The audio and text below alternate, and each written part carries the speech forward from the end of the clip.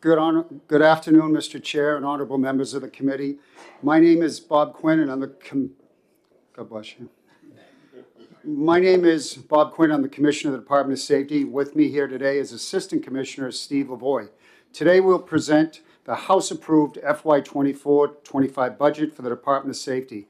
I want to thank House Finance Chair Weiler, Division II Chairman Emmerich, and all members of Division II for their thoughtful and productive discussions during our budget work sessions. The mission of the Department of Safety is to continually enhance the safety, security, and quality of life in New Hampshire through professional, collaborative, and innovative service to all. I am honored to lead our dedicated team of professionals in the Department of Safety and proud of how each division works day in and day out to ensure the public safety services are delivered across New Hampshire. As you are all aware, demand for public safety services continues to rise. Increased threats to public safety, especially those associated with our schools, require new approaches and greater reliance on our highly trained 911 telecommunicators, law enforcement officers, dispatchers, first responders, and school safety personnel. The recent increase in deadly fires highlights the need to ensure a well-tamed, trained, and well-equipped fire service. Maintaining these levels of public safety delivery comes at a cost. Salary and benefit increases, combined with equipment replacement costs and growing reliance on IT infrastructure and systems, have contributed to an overall increase in providing the same level of critical services. Throughout the presentation today, we will highlight several unfunded prioritized needs that will impact delivery of public safety services across New Hampshire. We recognize that state funds are limited and respectfully request your consideration be given to those items during the Senate phase of our budget process.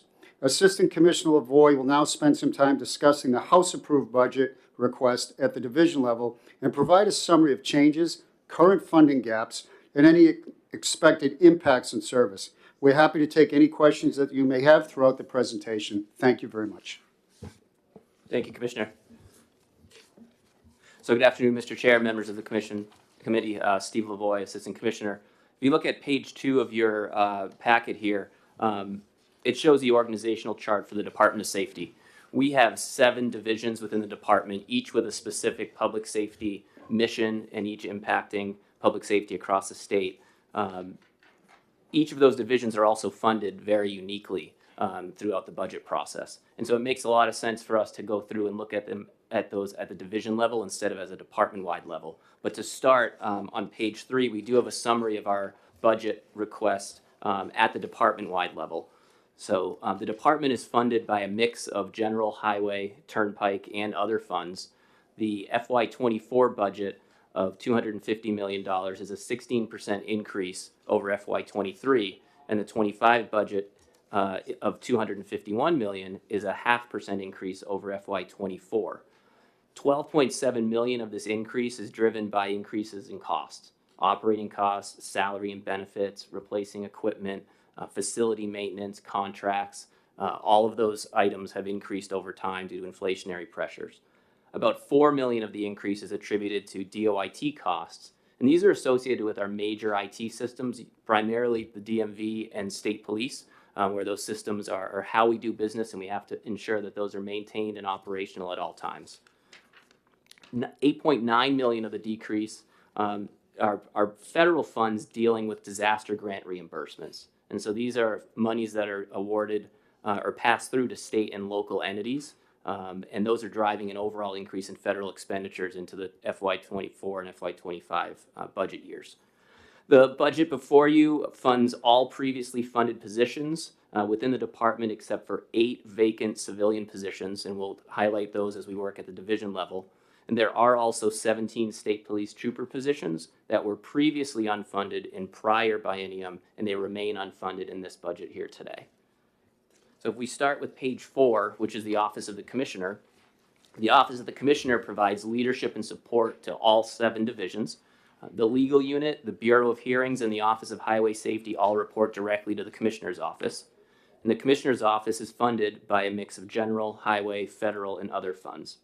The majority of the $12.4 million in federal funds that you're seeing here are pass-through grants, and those are grant awards to state and local entities that come from the Office of Highway Safety and also from Homeland Security grant program. The FY24 budget of $20.1 million is 3% less than the FY23 budget, and the FY25 budget of $20.5 million is a 2% increase over FY24. The decrease from FY23 is due to a transfer of debt service expenditures that were within the Office of the Commissioner and were transferred out into a special expense account. And the FY25 increase are due to salary and benefit cost increases in FY25.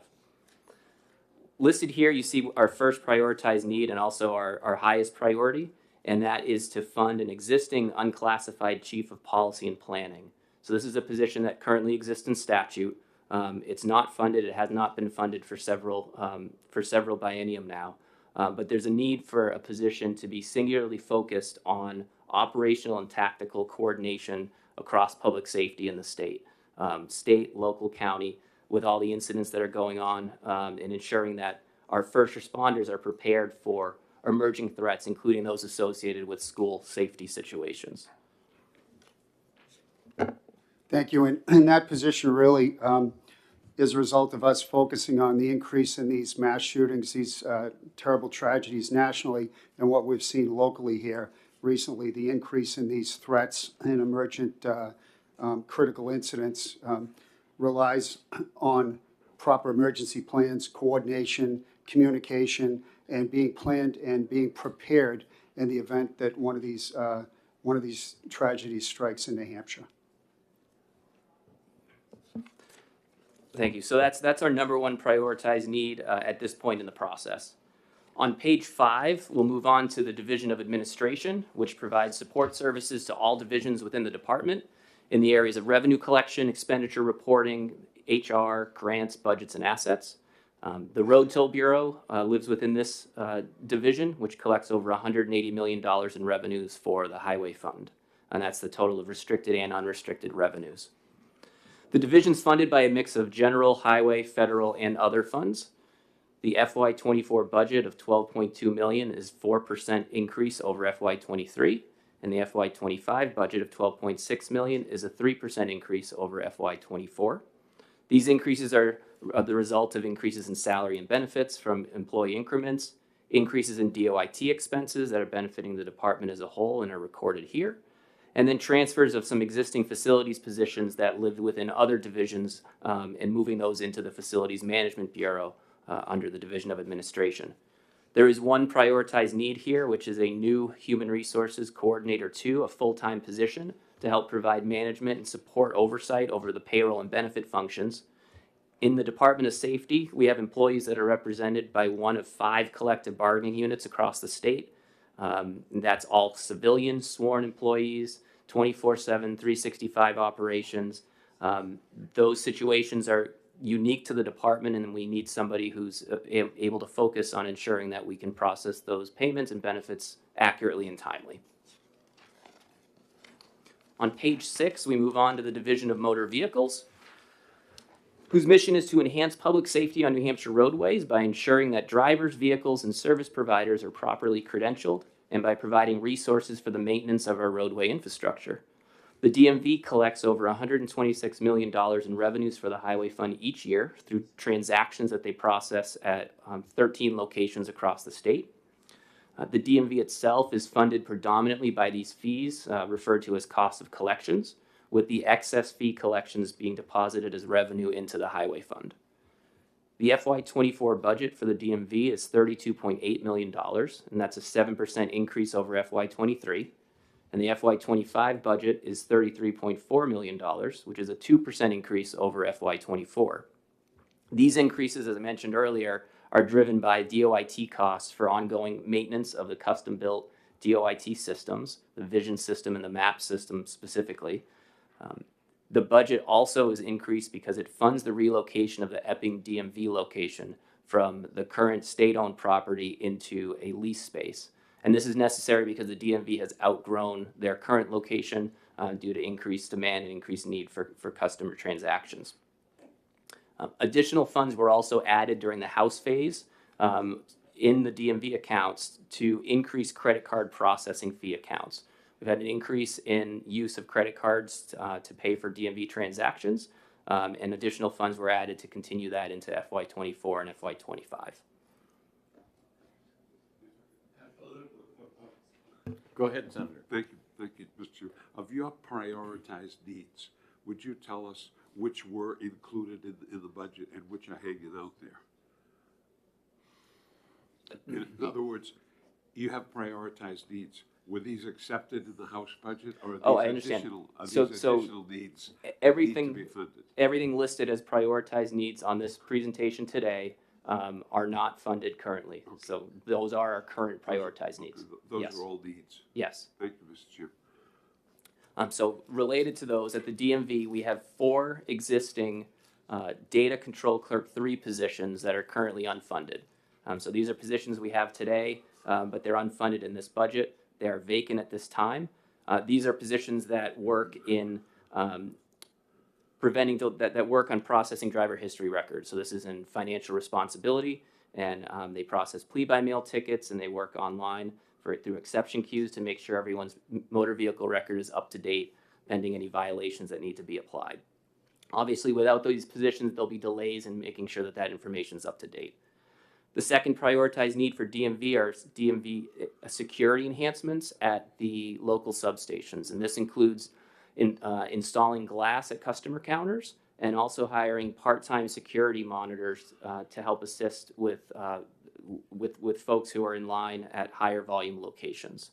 This is something that we've started doing this year in certain locations, and it's been very successful, and the goal is to move this out to all DMV locations across the state. And then finally, the last prioritized need is to create a new DMV substation in the Plymouth area in FY25. And that's because there are wait times in both Concord and Tamworth, and the Lakes region doesn't have a dedicated location, forcing people to drive to either of those locations.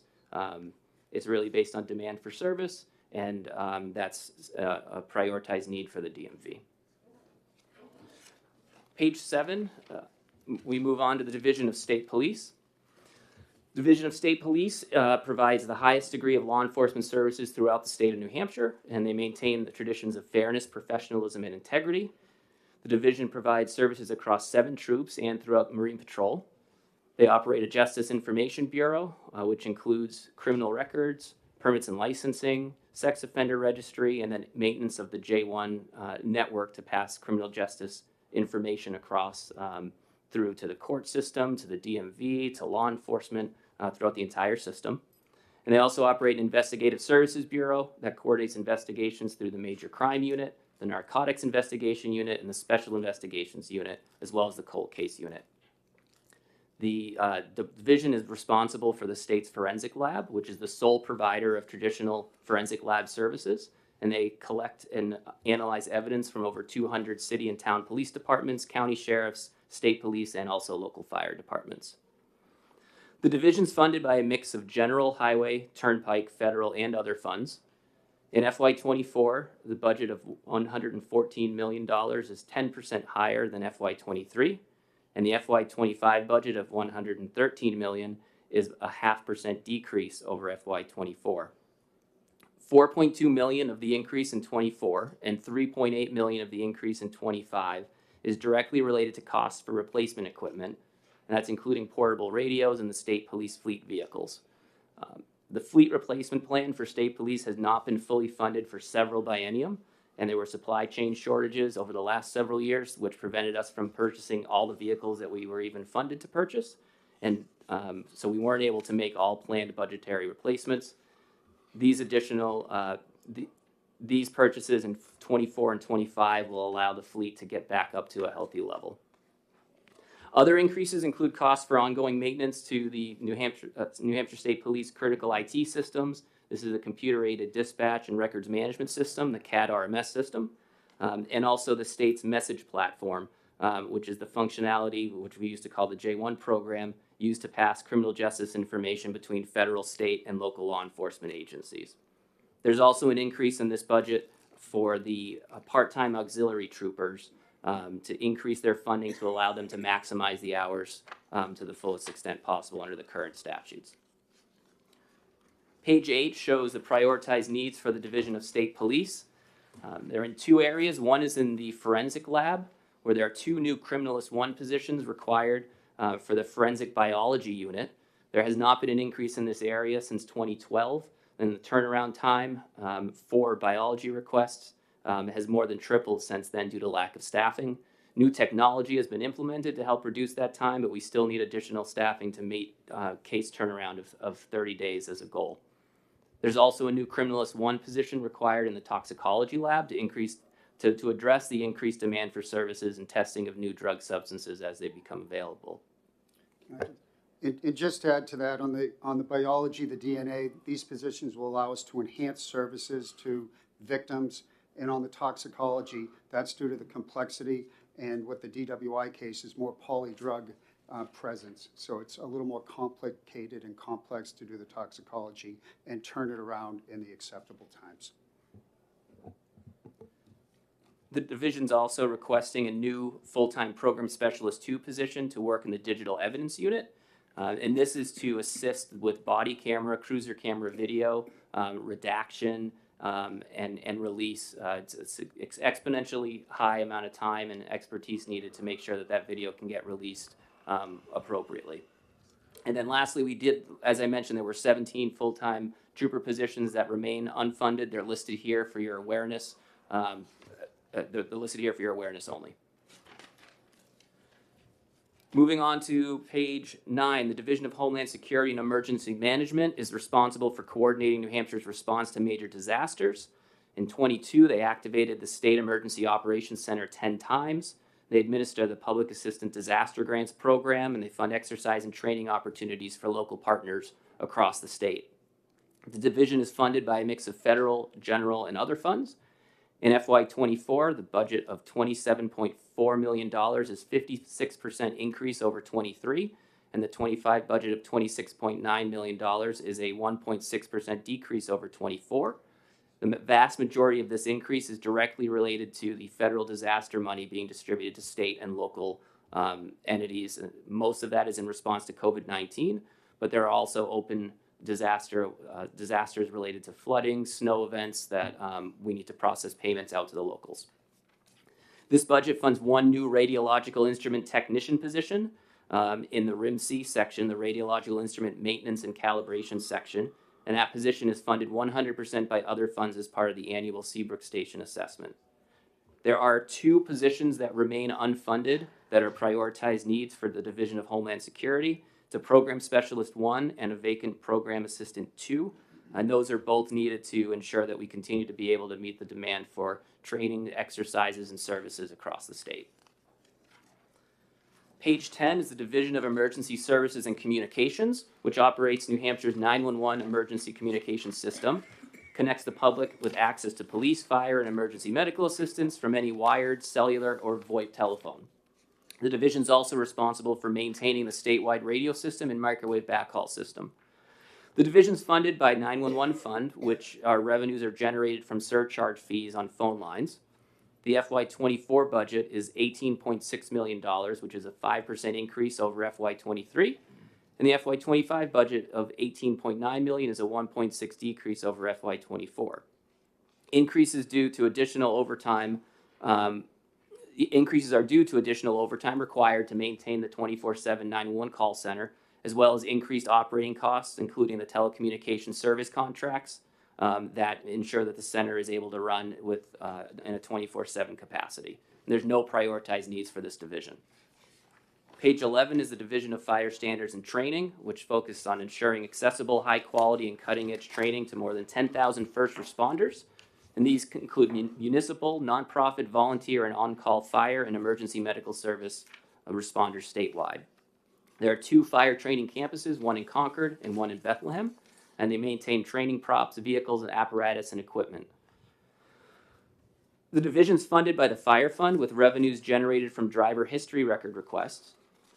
FY24 budget of $9.8 million is a 16% increase over 23, and the 25 budget of $9.8 million is flat with 24.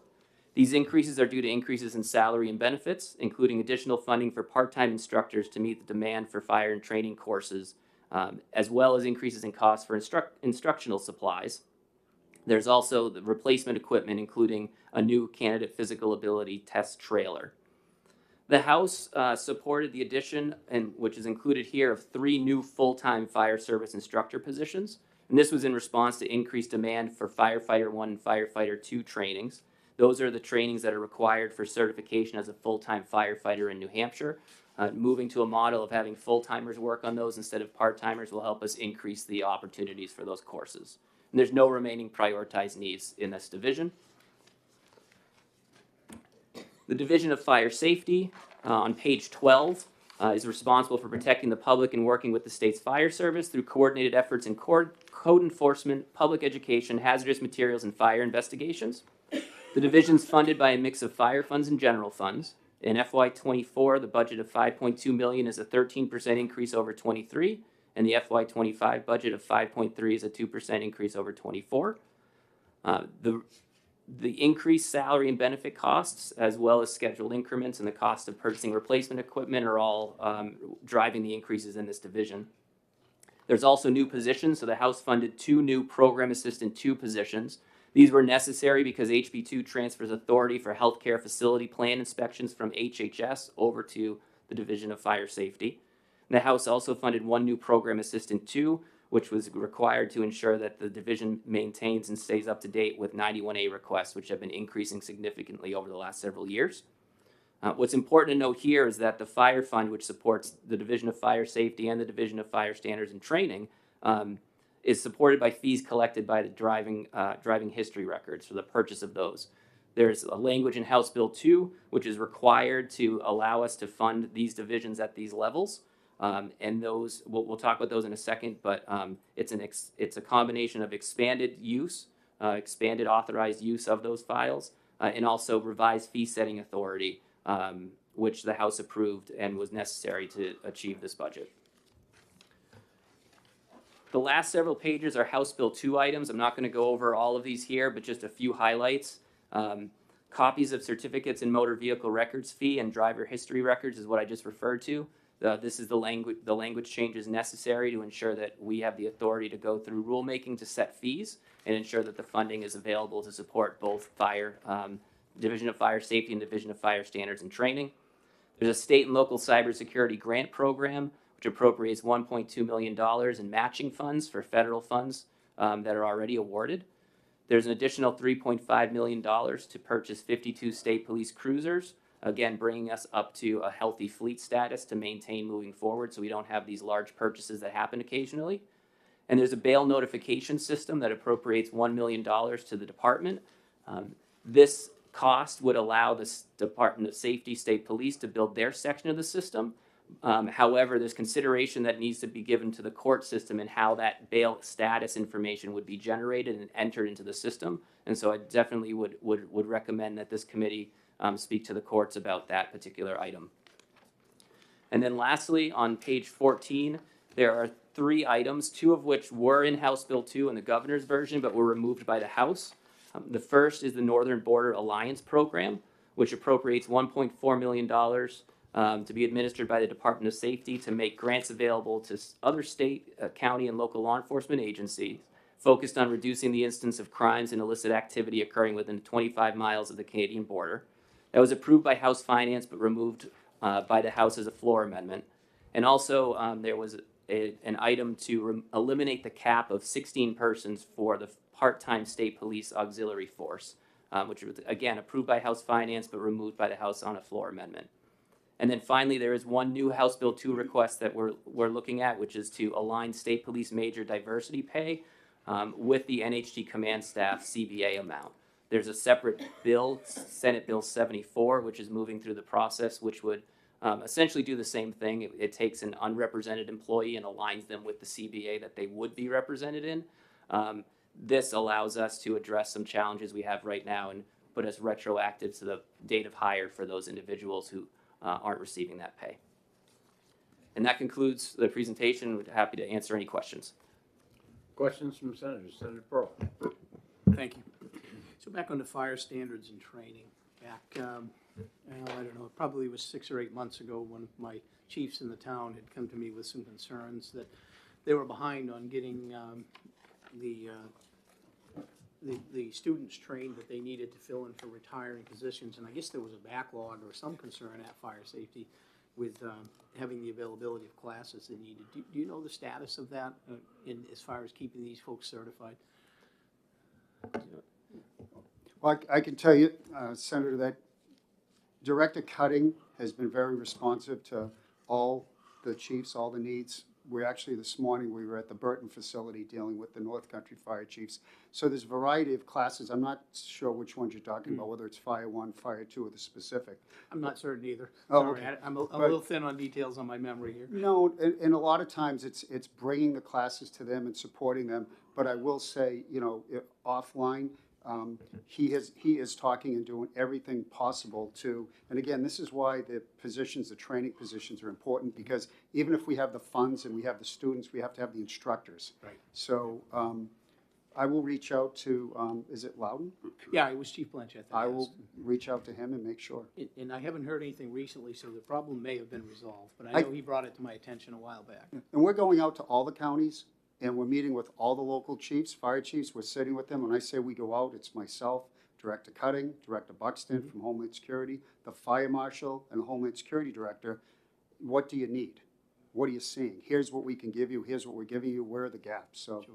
Well, if you'd reach out, I'd appreciate it. Thank you. we will, sir. Additional questions? Senator Del Sandro. Thank you, Mr. Chairman. Commissioner Lavoy, the difference between the governor's ask and the House in year one is 917,000. In the second year, it's 901,000. How many of your priority needs that you've articulated are addressed by these two increases? Those addressed the two, the new positions in fire safety, which is the 91A coordinator, the additional credit card fees for the DMV, the 3 fire standard training full-time instructors. And what's the balance? What's the aggregate cost of the balance of requests? I'd have to get you that separately. Okay. Yep. Because as I look at them, they're well in addition to what you did receive from the House. Did you make these asks to the House? Yeah, so these asks were part of our prioritized needs in the House phase, and they were approved at that point. But some were denied. Follow up? Yes, thank you. But some of them were not. Those that were not approved Have are become listed as approved. prioritized needs here. Okay. And what I'll provide for the committee, so that when we're ready to go Right. through a work session, is a list of all of those with the funding sources as well. Great. So that you'll have the full picture. Okay, thank you. Thank you, Mr. Senator Bradley. Thank you. Good to see you, Commissioner and Deputy Commissioner. Nice to meet you. Of your unfunded prioritized needs, what would you tell us is your top priority? The chief of policy and planning position under the commissioner's position office. in the Commissioner's office Yes, to coordinate? Okay. yes. It's also been brought to my attention that the glass in a couple of motor vehicle stations is also a very top priority need for you. Would you agree with that? It is a very high priority. It's this. Would you say that's your second top priority? I would say it's a close third. Close third. All right, then what's the second? I would say the second would be the 4 positions, the existing vacant positions at the DMV. Would you agree, sir? Follow up? Yeah. Well, No, I'm good. Commissioner, you had a comment? sure, I do. I would say that, I'd say it's hard to quantify it, but I know these positions in the lab are critical in the DNA section.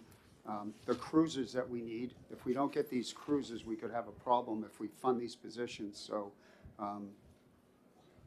But we can rank them, sir, if you'd like, if you'd come back 1 through 5 and put a little more thought into it, but absolutely. We would appreciate that. But I would also appreciate, because I would think that the governor's budget and the budget that was come from the House still needs to be lowered. And I would be interested in those things that you would be willing to give up to get your priority needs, because Understood. Thank you. Senator Rosenwald. I have a couple of questions. On page 9, the federal disaster money, is that federal grants that could be accepted through fiscal instead of being in the budget? Yes, they could be. Okay. Well, we could lower the budget that way. I understand, Senator, but somebody's gonna have to convince me that those tactics of taking federal money out so that the budget looks smaller and then going to fiscal aren't just shell games. And I wanna make sure that that we can support this budget and we can support the budget in the next fiscal year and the next one and the next one. Got it. It's something we've done for years. I understand, Could I Senator, follow up? and you and I have had several conversations about certain tactics that have happened in the past.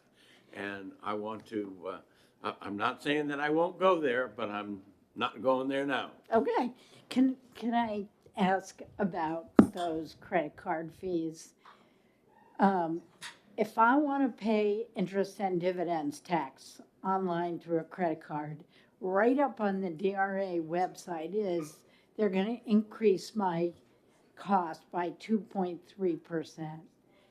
You've got $300,000 added by the House. You got another $300,000 from fiscal recently. But that's $600,000. You could fund a lot of these positions. And I know you have the statutory authority to do it. I guess I'm asking why you don't want to, and you want us to just give you more money for positions when you have a funding mechanism. So there's two aspects of the credit card fee, and it's a convenience fee is what we would be able to have the statutory authority to charge. When we began having online processing of DMV transactions, which was several years ago now, we wanted to encourage the use of online transactions, and so we wanted to ensure that people would process online as a first option instead of coming in person because of wait times that impact other people who can't do transactions online, because some are available online, some aren't. So it was viewed as a barrier to utilizing the online service at the time. Times have changed since then, and the application of convenience fees is more common now across the board, and so we recognize that. So it's really trying to find what's the right balance. When is the cost too great for the benefit? Because there are a group of individuals, there are people who will choose to not process transactions online and will come in to process in person because of that fee. And so then that increases our lines and our staffing requirements potentially at our DMV locations. So I don't know what the answer is. I don't know what that line is. But to your point, if the legislature was not providing funding for these costs, we would be forced to move forward with some way of capturing them through a convenience fee. Additional questions? Seeing none, thank you very much. Thank you, sir. Thank you. We look forward to some follow-up. Department of Education.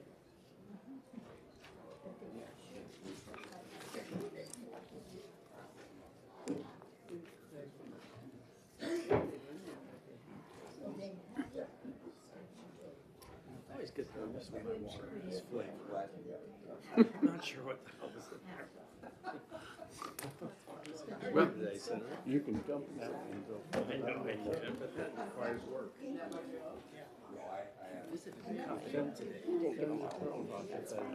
Can you go? It'll be cool. He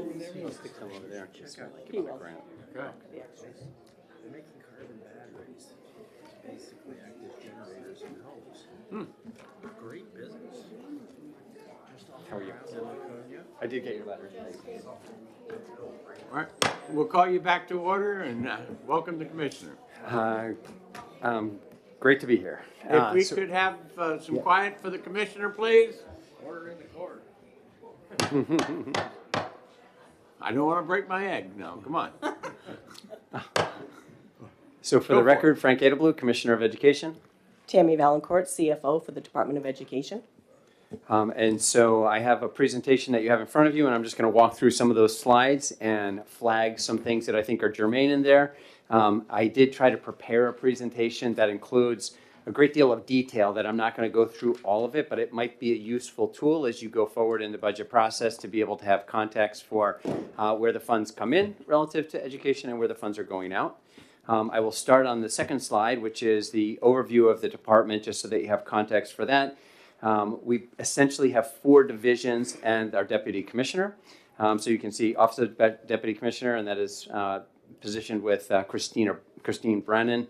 And it includes the Office of Business Management, the Governance Division as well. Then you have the Division of Workforce and Innovation, which is essentially a division without a division lead. And so the deputy is the division director for that division as well. That division has never had a division director since I've been there. And that is where we house vocational rehabilitation. Then we've got the Division of Educator Analytics and Resources. And this is essentially where we are dealing with all of the data associated with education. And you'll see in our budget conversations that work is becoming more and more complicated as we add different programming and different funding mechanisms. Then we've got the Division of Learner Support. And so, by the way, so Division of Educator Analytics and Resources, Caitlin Davis is the division director, and she is behind me. She may join us if you have a question I'm not able to answer. Then we've got the Division of Learner Support and Educational Improvement. Melissa White is the division director, also behind me here. And that includes all of our title programming, all of our educational programming, our CTE, our adult education programs. So a broad array of educational programs are housed there. And then we've got the Division of Higher Education Support and Higher Education. Stephen Appleby is the director of there. He is in another meeting, was not able to be here. But he handles all of the educator certification, the program approvals, and many of the rules for educator certification. So that's kind of an overview of the organization. And if either wants to come up during your presentation, that seat to your right is available and has a mic. Okay, wonderful. Thank you. On the next slide, what I try to provide with this is just some historical context. If you need this in more detail, we have it running back a number of years. I think I have it all the way back to like 2010.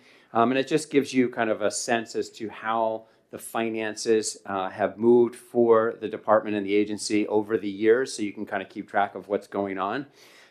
And there's a couple of things that I just want to flag, and then I'm going to go to the next slide and talk about some of the details. But essentially, at the top of this spreadsheet and on the next slide that you're going to see as well, you see the funds that are coming in. We've got a combination of general funds, federal funds, education trust funds, and other funds that come into the agency. And then we include some funding relative to local spending to the extent that we have that information so far.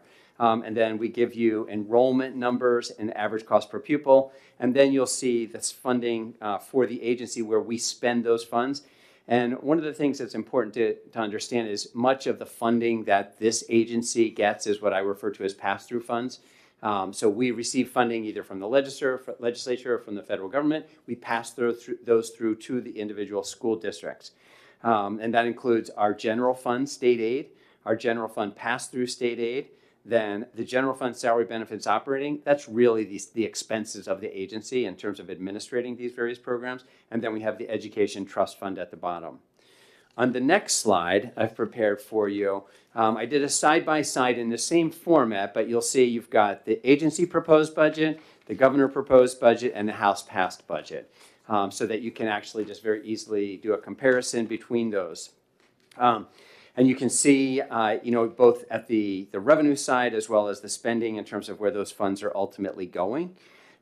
There was an event that took place, and essentially what we're trying to do when we present this to you is, we receive some funds and then we spend some funds. The revenues that are coming in come from places like the statewide real estate, the SWEP tax, the statewide real estate property tax, business revenue, lottery. And so what you'll find in general is that the funding sources into education tend to be increasing over time because our economy as a state has been increasing. So you see additional funding coming in. Over that same period of time, you'll see if you look at the statistics on that page relative to student enrollment, enrollments are declining, right? And so the goal here is to try and balance those two out. But as a macro perspective, that is something that happens. And then if you look at the agency, governor, and House budgets, there were some other actions that took place. Specifically, you'll see, I'll focus on the general fund total. You'll see that the agency had about a $25 million number. The governor had about a $23 million number. But then in the House passed, it increased to $120 million. And so that's a substantive increase. And essentially what you're going to find is that there was a significant, Senator Rosenwald, do you see where I'm? All right, so I'm on the very first line. I'm on this, sorry if I'm going too quickly. Page 4, right? Yep, so on page 4, the very first line, it says general fund total, and then you'll see the agency is about $25 million, the governor's budget about $23 million, and then it jumps in the House to about $120 million. And the only reason I flagged that for you is what's happened is the House has taken a number of actions that are normally done in the trust fund and moved them up into the general fund. And so when you see that, you just have, I'm trying to make that really transparent to you so you can kind of keep track of where things are and where they're going. And so then with that, I want to just move through some of these lines to kind of walk through and explain what they are in case there are questions about those. I will start with general fund state aid. And so you'll see the building aid, and this is used for our building fund program for our schools. We initially had that down in the education trust fund. It was moved up, which is why you see nothing in the agency budget and the governor's budget, and then the $43 million proposed in the House passed budget. The next line item is tuition and transportation.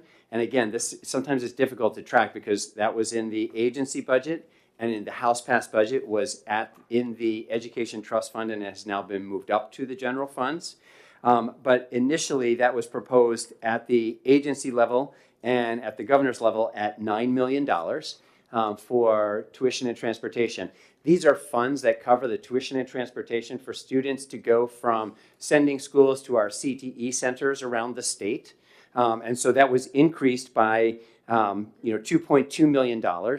And the only request, I think we can use those funds in terms of that $2.2 million. My only request with respect to that, though, is that we not put it through the same funding formula. This money that we spend on tuition and transportation is a substantive component of my MOE, my maintenance of effort, for my $8 million Perkins grant. And that Perkins grant has a very punitive maintenance of effort requirement. If I miss by $1, I can lose the entire grant. And so what might be more effective if we're going to keep the $2 million in there, that we move it to a separate line, and it would be an easy proposal. We've talked to the CTE Center.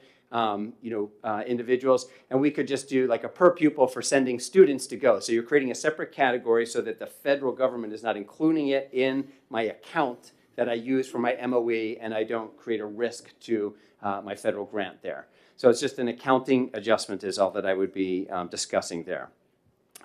As I continue down, the next thing I'll point out is my special education aid of $33.9 million in the House passed budget. And again, it was a similar number in both the agency and in the governor's proposed. It was just moved out of the education trust fund up into the House passed budget. And so that is a fund that was increased. If you look on the previous slide, you can see the history of the special education aid. Let me find the line item. Yeah, it moves around as well. But you'll see we went from, in 18, we were at 22 million. We increased that to 30.8 million. We then subsequently increased it again to 33 million. And I don't know about this year because we haven't done the final accounting, but we were able to fully fund, based on the formula, the special education requests that we had from the districts. Whereas in the past, when we were funded at like $20 million, we were only funding about 72% of those. So I will flag that line item for you as well. Building aid lease, again, a smaller number, but one that has kind of moved between, the general fund and the education trust fund. The next item that I want to flag for you is under the general fund pass-through state aid 3015. And you'll see that number again moved between the agency budget in the general funds pass-through down into the trust fund and then back up again. But it did increase, and it increased from our agency budget of $2 million up to $4.5 million. That increase was probably going to take place anyways. Essentially what this is for if a student is placed in an education program by the court, the state is paying for those education expenses. And so this allows us to do that. Relative to those activities, we have warrant authority to draw the funds if we don't have enough in the account. We typically spend more than the $2 million. We generally spend about $4.5 million. So we've just budgeted at what we have typically spent in there. But that's what that item is. Continuing to move down the lines, items to flag for you is, and this is at the bottom of that category of general fund pass-through state aid. And again, I'm happy to talk to any of these lines, but just want to flag some for you. You'll see in a line number 3517, episodic treatment. And these are expenses related to our Fast Forward program that Health and Human Services put in place, where if an individual is suffering from some mental health issues, and then we can have emergency response for them, either deploying to the individual that's having the mental health issues or in a clinical setting. And through that process, there is the possibility of an involuntary placement of someone. When that happens for a school age and eligible student, we continue to have to provide them with educational resources. And so this is providing those students who are involuntarily adjudicated, and I think they can also voluntarily adjudicate through that process, but it provides the education costs associated for those students so that those students are not then passed on directly to the school district. So it's a new program at Health and Human Services. The educational component falls at the department level. The next item that I'm going to flag for you, talked about building aid, transportation CAD aid. So that is the last, those are the items that I wanted to flag on that slide, and then I'm going to go to another slide and just do a little bit more reconciliation for you. And again, similar type of a format in terms of agency phase, governor's phase, and House passed phase for the items. And you'll see that in the agency phase, this is our priority need that was not funded that I will flag for you, is that I had proposed a $5 million per year amount for security grants for our schools. These are our SAFE grants.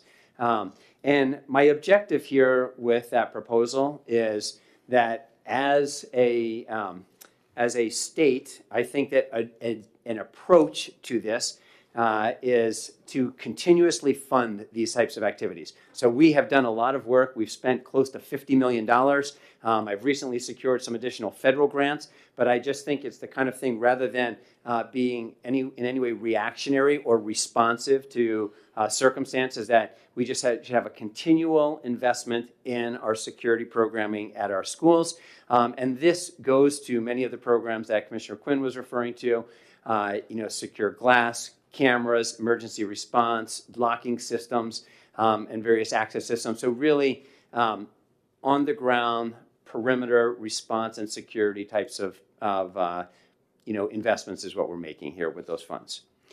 And then if I go to the governor's page, the governor had included a number of different programs in his budget, including $500,000 to try to incentivize current teachers to acquire a computer science educator credential, $4 million for computer science teaching incentive to try and draw professionals in the field of computer science and technology to leave those fields and join the education profession.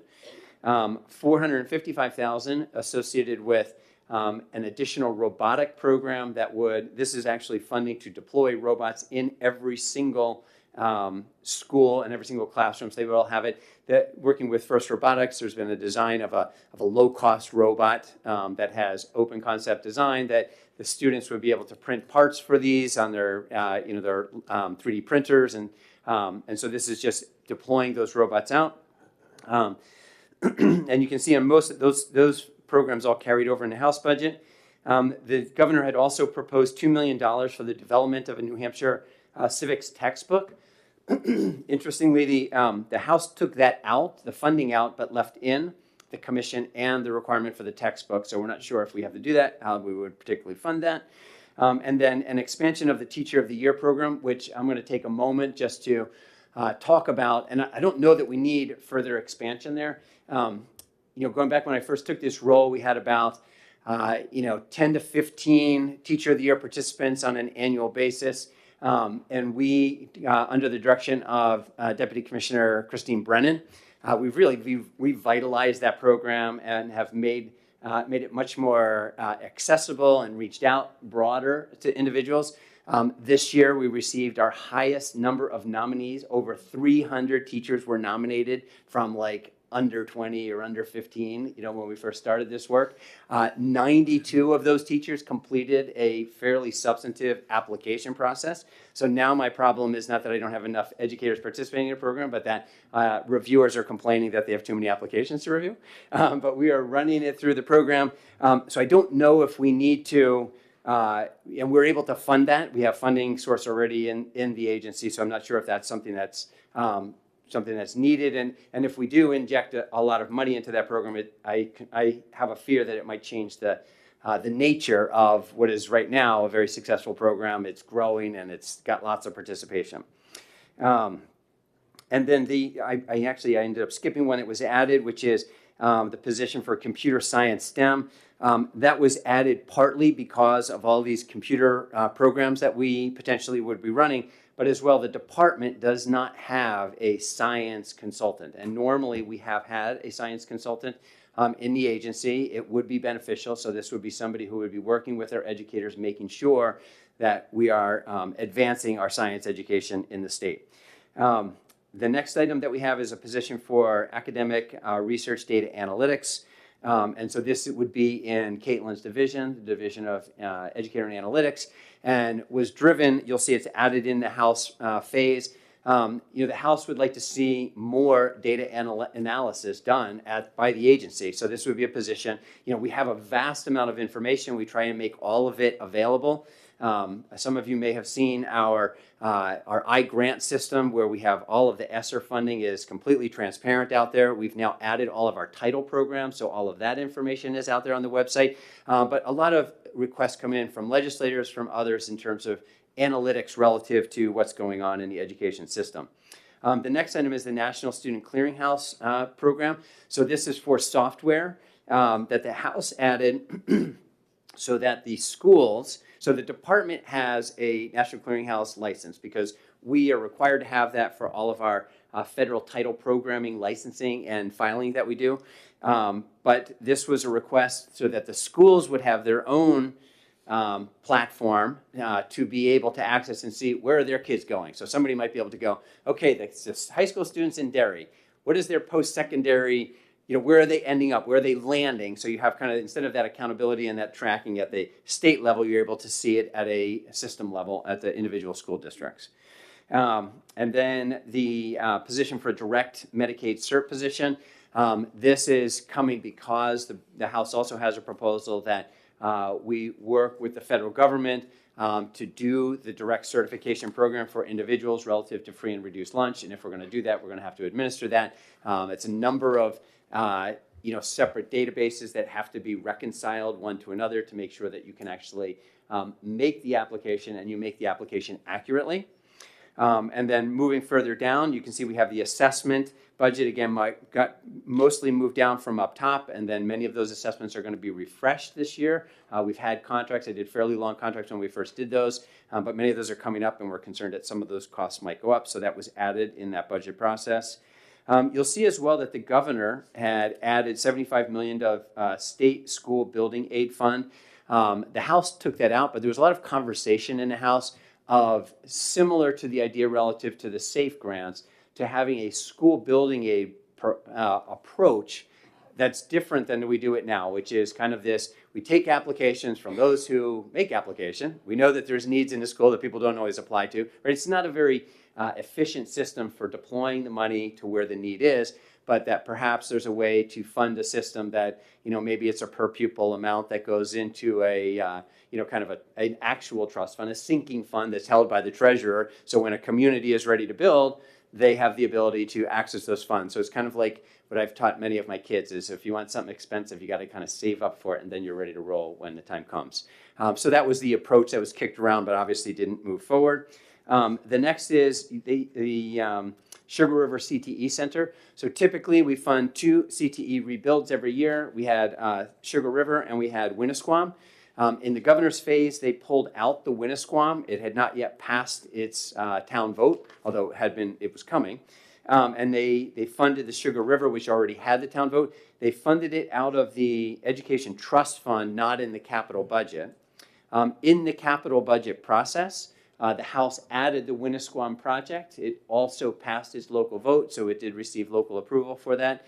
And so that's where that resides. But it's a little bit odd to see, like typically that Sugar River CTE Center would show up in the capital budget, not necessarily in this place here. And then you can see, I had mentioned already, the school security grants. And then there was one additional proposal that I had sent over to the chairman of the committee relative to a proposed pilot project surrounding school guardians. And is there an opportunity to, again, further find ways to make sure that our school environments are safe? If that program goes forward, it would be a proposal with the Cheshire County Sheriff Eli Rivera to try and work and develop some solutions that, if the pilot proves, effective, could be scaled. And then the last page is just a summary of positions. We have 291 folks right now. There's 13 new positions, which sounds like an awful lot. But we've got 4 general, which is ed analytics. So this is another data person. You've got adult ed. And what's going on in the adult education program right now is that we are continuing to see a growing influx of secondary students who are joining our adult ed programming, working towards their high school diplomas and their GEDs. I tease Sarah Wheeler is the woman who runs the particular program, that she runs the largest high school in the state of New Hampshire. We have 1,700 secondary students who are coming to our adult ed programming for their secondary education programming. And so that number continues to grow, and so that's what that's about. And then early childhood was a proposal, and I'm not sure where this will go in terms of building an Office of Early Child in the Department of Education. These positions would be needed only if that were the case, if that were to happen. And then we've got 8 federally funded, the 5 special education funds. This is really moving work from a contractor, from CAST, who implements our Universal Design for Learning, program and training for educators. We're going to basically pull that in-house at this point in time. It took some time. It's a relatively specialized field. We spent some years working with that vendor. We've now built capacity and think that we can now onboard that capacity and deliver it ourselves. We've got 1 additional person in vocational rehabilitation, which is the Nashua office. I know you'd be happy about that. And then, we have 2 assessment and accountability. And if we get these positions, this is activity that we currently subcontract out to vendors. And it's a lot of the data and the data analytic work that has to take place around the accountability system and measuring it. And then 1 in the education trust fund. Which is really, at a certain point, the trust fund is becoming very complicated with the complexity of the adequacy formulas. Many of you have worked with Mark quite a bit, but as you add, for every new program that you add, we've got to manage it, and it's $1 billion, and I want to make sure that we put eyes on it and are watching that closely. And then the House added, we talked about the academic research position, the Medicaid Direct Cert, and the computer science positions, which we've already discussed. All right. We need a clock on that side so we can see. Questions on this, because we do have one more item I want the commissioners to address. Okay. Questions on the presentation so far? Senator Rosenwald. Just on adult ed, I know the funding formula changed, and some of the busiest places are now getting less money. What is the best way to change that? Is it by having you change the formula or by adding a supplemental appropriation? Yeah, so let me give you a little bit of context on that. So, in terms of funding, I have the adult ed program is funded by a combination of state and federal funds. That funding has not gone down. In my budget, I requested an additional $400,000, which right now is in the budget. And so what's happened is that the federal government is requiring us to direct the funds to certain activities and certain categories of individuals. And mostly communities that don't have high school diploma, they have a lot of high dropout rate, or they have a low rate of high school diploma attainment. And so so what's happened is, as we try to move ourselves closer and closer to align with the federal requirements, you have communities that have received money in the past that they've got. If I go to Dover, they've got a very high school graduation rate compared to places up in the North Country, over in Claremont or something like that. So the federal formula itself says we want you to move these monies in different places. The second aspect that is associated with that is the funding formula as well. We have focused on what I call full-time equivalent of education. And so what happens is you see some of these programs were receiving funding for the number of participants, but they might have a participant that only takes one class. And so it wasn't really a full-time equivalent. So what we did is we changed, and this happened, I think this is my third budget cycle going through this new formula. We said, well, it's really about full-time equivalent individuals that you educate rather than just, a person taking one class. So you could have a center that has a very high number of participants, but their FTE number is lower.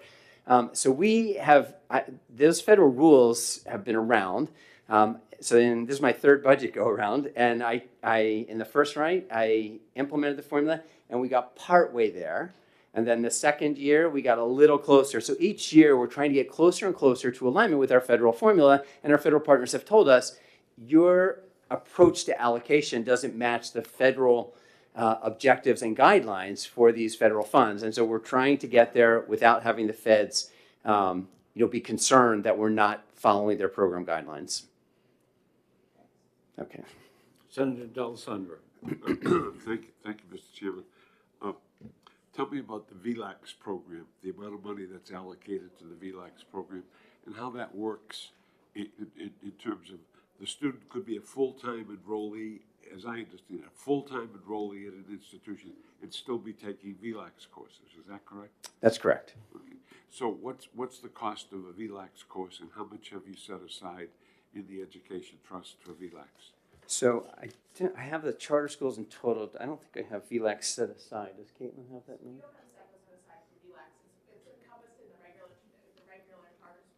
If you're going to talk, Do you want to we come need on up and talk up into the it mic? up. We knew we Up were at the going to get mic. her up here. Thank you, Senator D'Alessandro. And I do want to say that I had a granddaughter, a very smart young lady, but couldn't fit in a physical education class along with the AP classes, and she was allowed to take that physical education class through VLAX and complete her requirement. So interesting situation. I would say very interesting. So the VLAX is not a separate line item. It's encompassed within the traditional charter school line item. VLAX receives a little over $5,000 per pupil. So they receive the base adequacy amount plus an additional differential that's in law specifically just for VLAX, which is a little over $2,000 per student. Give that to me again, because you're kind of baffled. Sure. Sorry. So they get $5,000 per student? A little over 5,000. I That's can what get you you're the exact. allocating? That's what the law is requires. As I remember the law, we allow for so many VLAX courses. That's gone down. So we no longer have a maximum. We pay however many kids show up. We pay for those kids. Okay. So the limit is gone. The cap Correct. is gone. The Correct. cap is gone. And what do we pay? You say 5,000, but if I take an individual course, what do you pay the VLAX for that course? So we pay 0.15 of the per student amount. I can calculate that and get that for you. And I think an important point to understand as well in that funding formula. So VLAX is paid when the student actually demonstrates mastery of the competencies for the course. So if a student takes a class but doesn't pass the class, they don't get paid. Okay. And who determines the pass or fail? The VLAX does, and VLAX does. they assess the competencies for the students. Okay. So you'll get back? I will get back to you with that note. Okay, and the VLAX payment comes out of the educational trust? It does. Any follow-up questions, Senator? No, I'm set for Okay. the moment. Senator Bradley? Thank you very much. Really appreciate the way you laid this comparison out. It's very helpful.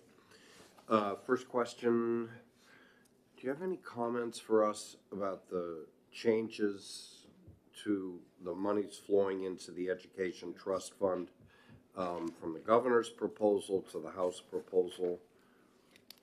I know that's a loaded, open-ended question, but have at it. Yeah, well, I mean, I think what we have to do is, and I think what the House was wrestling with, is that the inputs into the Education Trust Fund were determined a long time ago. The outputs from the Education Trust Fund were determined a long time ago. And when they were initially determined, they included the adequacy for the public schools only, and things have been added over the years to that. What you find is that that adequacy is paid out based on the number of students that are being educated. So that number is going down because I'm educating fewer students. My economy is expanding, so the inputs are growing. And so I think what the House was working towards is trying to find how do you find that balance, that equilibrium, so that the inputs and the outputs are kind of balanced. I think that's really what they were after. Additional question? Yeah. Turn your mic on. Thank you. So you requested, I believe, about $37 million in school building aid over the 2 years, and it's actually funded at $86 million. That's a big difference. So- You want to comment on that? I can comment on that. So essentially what we ask for is in our agency budget, we request what's often frequently referred to as the tail, right? So these are obligations that are already on the books that have to be paid. In terms of any additional funding for building aid, we saw that as a priority need that the legislature was going to take care of because it almost, we didn't know what the legislature's appetite was going to be for an amount to fund. Okay. Thank you. One last comment from me. The commissioner and I had a discussion yesterday looking at the cost of education throughout the communities across the state. I pointed out that if you look at the population and lay it out the same way, Concord, when you look at the lowest cost of education, it deals with population. Concord is the only outlier that actually pays more, and it lines up that it's Manchester, Nashua, and then Derry, Dover, Rochester on the line. And we started to talk about some ways we might look at that. If time permits, I want to have continued conversations with him about that and what we can do. It may be a commission, it may be something that I would like to see put in there. But again, we may not get there, but I want to bring that up, so that it's here on the record, because there is quite a bit of difference between the Manchester costs for a student and a lot of the communities in the North Country that only have a grammar school or whatever. So I didn't know if you wanted to comment on that before we go on to the next thing from administration. No, I have no comment, but I'm happy to work with you in any way that I can. Okay. Yep. Thank you. Commissioner, I want to ask for just a clarifying point on the building, and I'm not quite sure I understood your answer. So in my understanding that the House put about $50 million additional into what you needed to fund current projects that are in the works. Am I understanding that correctly? That's correct. So if you go to page 4, and if you go down to the first line in Education Trust Fund, building aid, you'll see I budgeted $20 million and $17 million. Right. That number is declining because there's a tail of projects that were approved, a long time ago that we're just paying off, and so it's just being amortized out. In previous budget cycles, essentially what the House has done is just kind of rounded that up to 50 and left it at 50 million, but lots of different conversations. So we've included the tail only. The governor has increased that amount and rounded that number up to 43 and 43 each of those years, which was based primarily, I think, on the building aid projects that we had received at that point in time that we thought would be fundable. The House then continued that. So these are projects, actually, Caitlin should weigh in on that. Go ahead. So There's a $50 million cap in law, so Yeah. the governor funded up to that cap, and then the House continued to fund that same amount. So how do they get to the 43 from the tail? So it's the 50 million plus the tail. So it's $43 million is the appropriation in our budget. It includes $20 million that is the tail. So you take $50 million plus 20 million, minus $20 million for the tail, minus about $6 million of debt service, which is in that's right. the Treasury's budget. It's not in the Department of Education budget, so that's very confusing. And then whatever that remaining amount, up to $50 million, can be allocated to the department to use for new projects. So we have about $220 million of requests for new projects. So once we find out what the appropriation is, the department will go down and fund the project through the ranked building aid list. So essentially, you've got $50 million is the max that can be funded. And then that is, so I have the tail, 20, and then I've got the interest on the debt service, and then the rest will be used for projects that are coming to us. So there's approximately 24 million per year that can go to new projects, if I've done my math correct. Is that about the right number? Yes. So It it's, gets a little higher because you add 3 million each year if you see the amortization going on there, right? Okay. Yeah. Thank you. Okay, we received a letter today from Department of Administration, We did. and we would like you to comment on that. The committee members got that in their email. I don't know if you had a chance to look at it, but I think it's on your desks also. Yep. So happy to comment on that. So essentially, it goes back to the question of what goes into trust fund, what doesn't go into the trust fund, and it's an accounting question. So in the education trust fund, I have one accounting unit. And then when the legislature puts additional items in there, they fall into that accounting unit. That accounting unit is called Education Trust Fund. I think that the Department of Administrative Services would be happier if we had separate accounts. Like every time if we put something else into that Education Trust Fund, that we enumerate it in a separate account, so we just have it, everybody knows what's in there, and we can see that, but that we just kept separate line items for each of these items. And that would be at the class line item, at the class line item.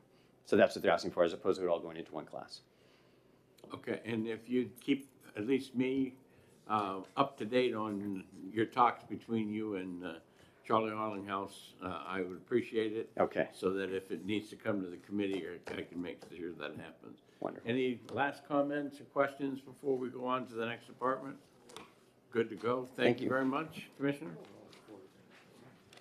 Department of Transportation.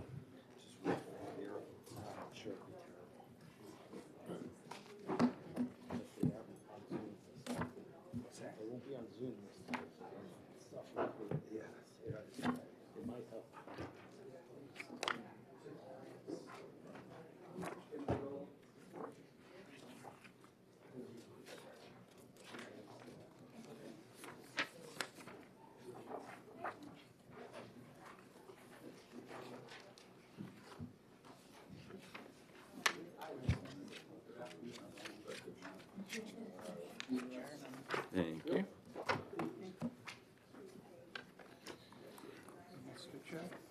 Thank you.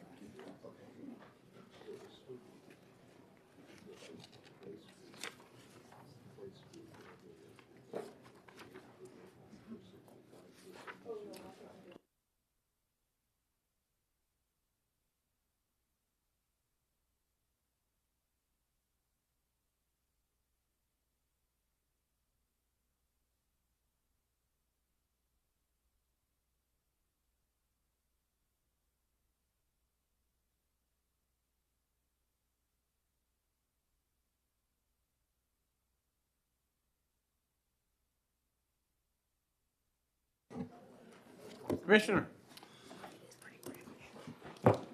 Good afternoon, Mr. Chairman, members of the committee. Thank you for the opportunity to discuss our budget presentation.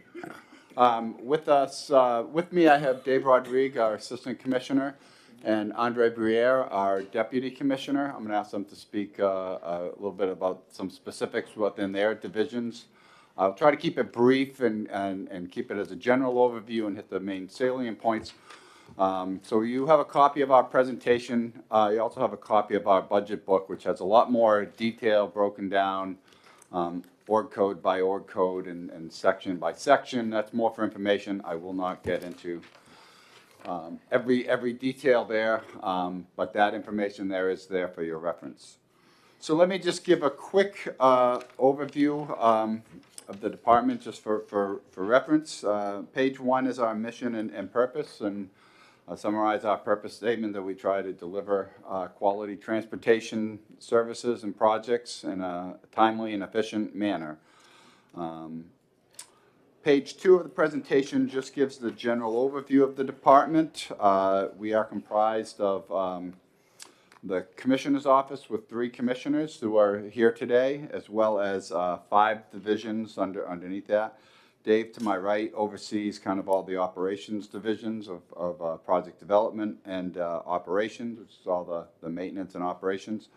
Andre oversees all the kind of non-highway and bridge transportation assets, rail, aeronautics, transit, as well as policy, administration, and finance. A very quick on page 3, very quick synopsis of just some of the scope and breadth of the department. We have about 1,650 permanent positions. We maintain 2,160 state bridges. We inspect an additional 1,700 municipal bridges around the state. We maintain about 4,600 miles of state roadway. We have 162 miles of active state-owned rail lines, 25 public access airports, and 11 public transit systems that we provide funding for through our budget.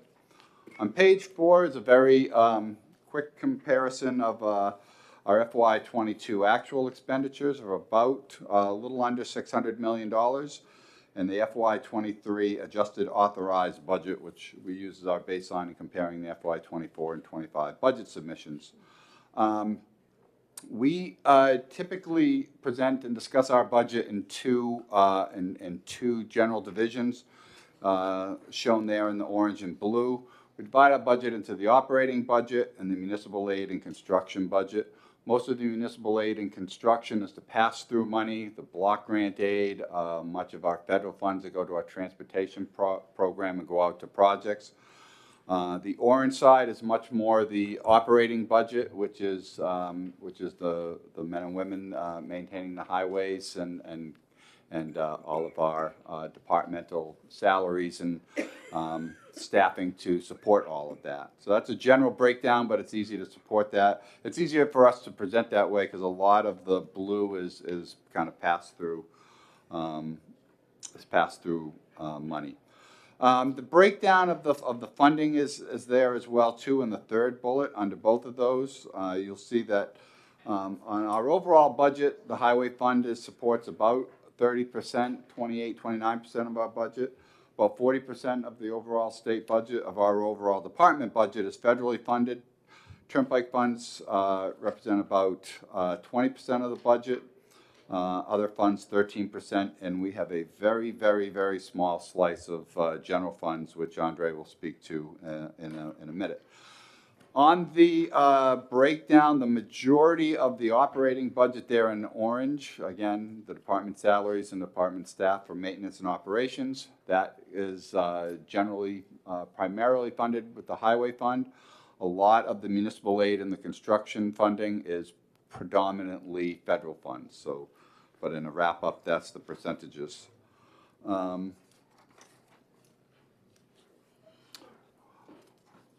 Just for reference, I referenced some of those funds. So we are a multi-funded agency. I saw Safety's presentation was broken down really by division by division. Our presentation is going to be generally presented by fund. So we're going to go through the general fund, agencies pieces that are done by the Turnpike Fund, and then touch on the Highway Fund. On page 5 of our presentation, you'll see a very high-level summary of the FY24 House-approved budget, and again, broken down the same way with operations and municipal aid and construction.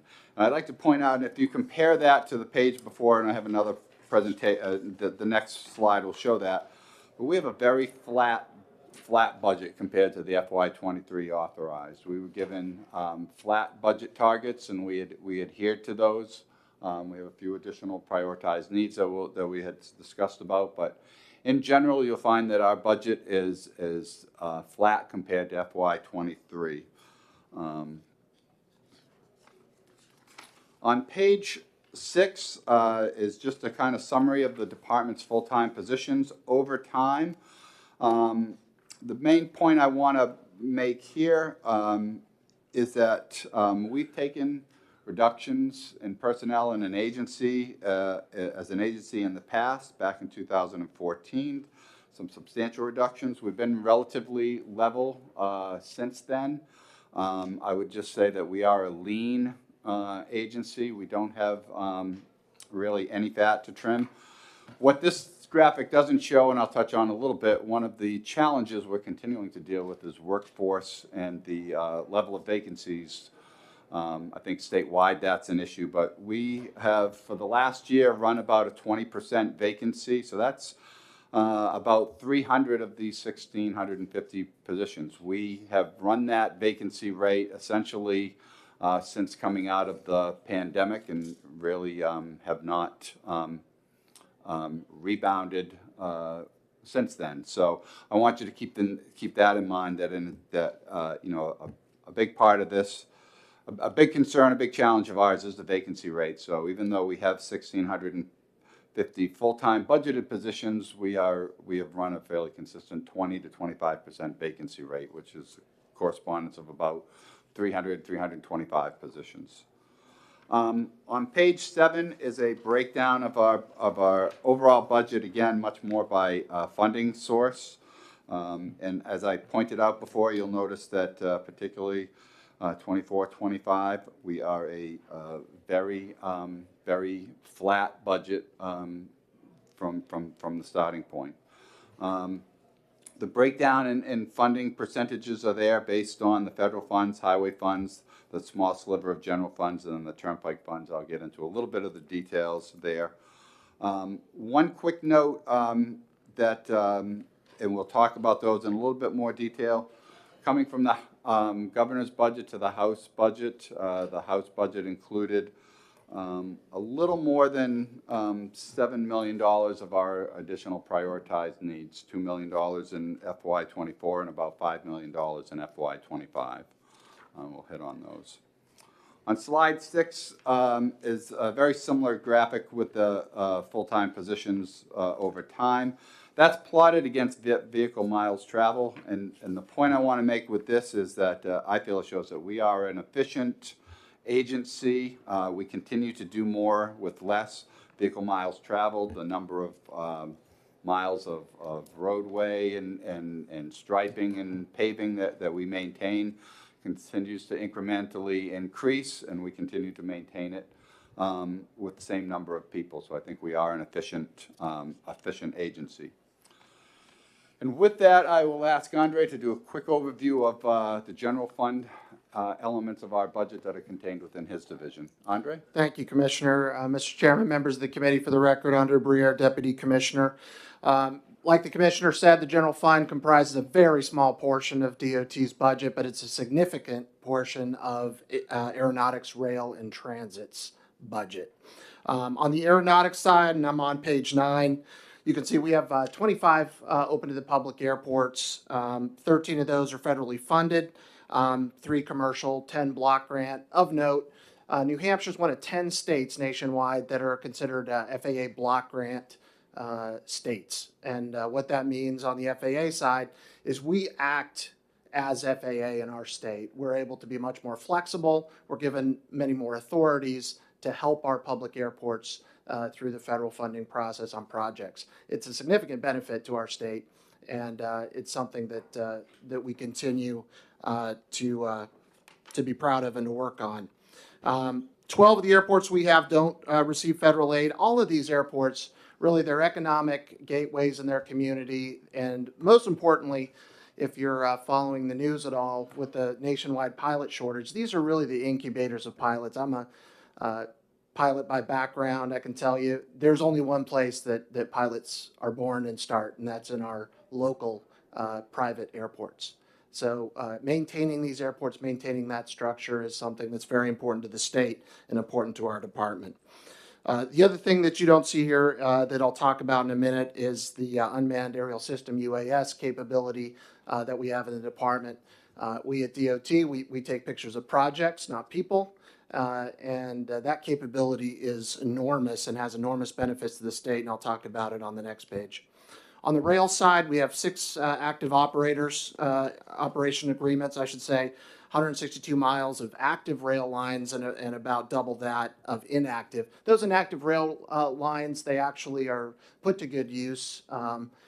Many of you are familiar with the rail trails we have throughout the state and that are growing. That's some of those inactive rail lines we use for that. Also rail bikes, things like that.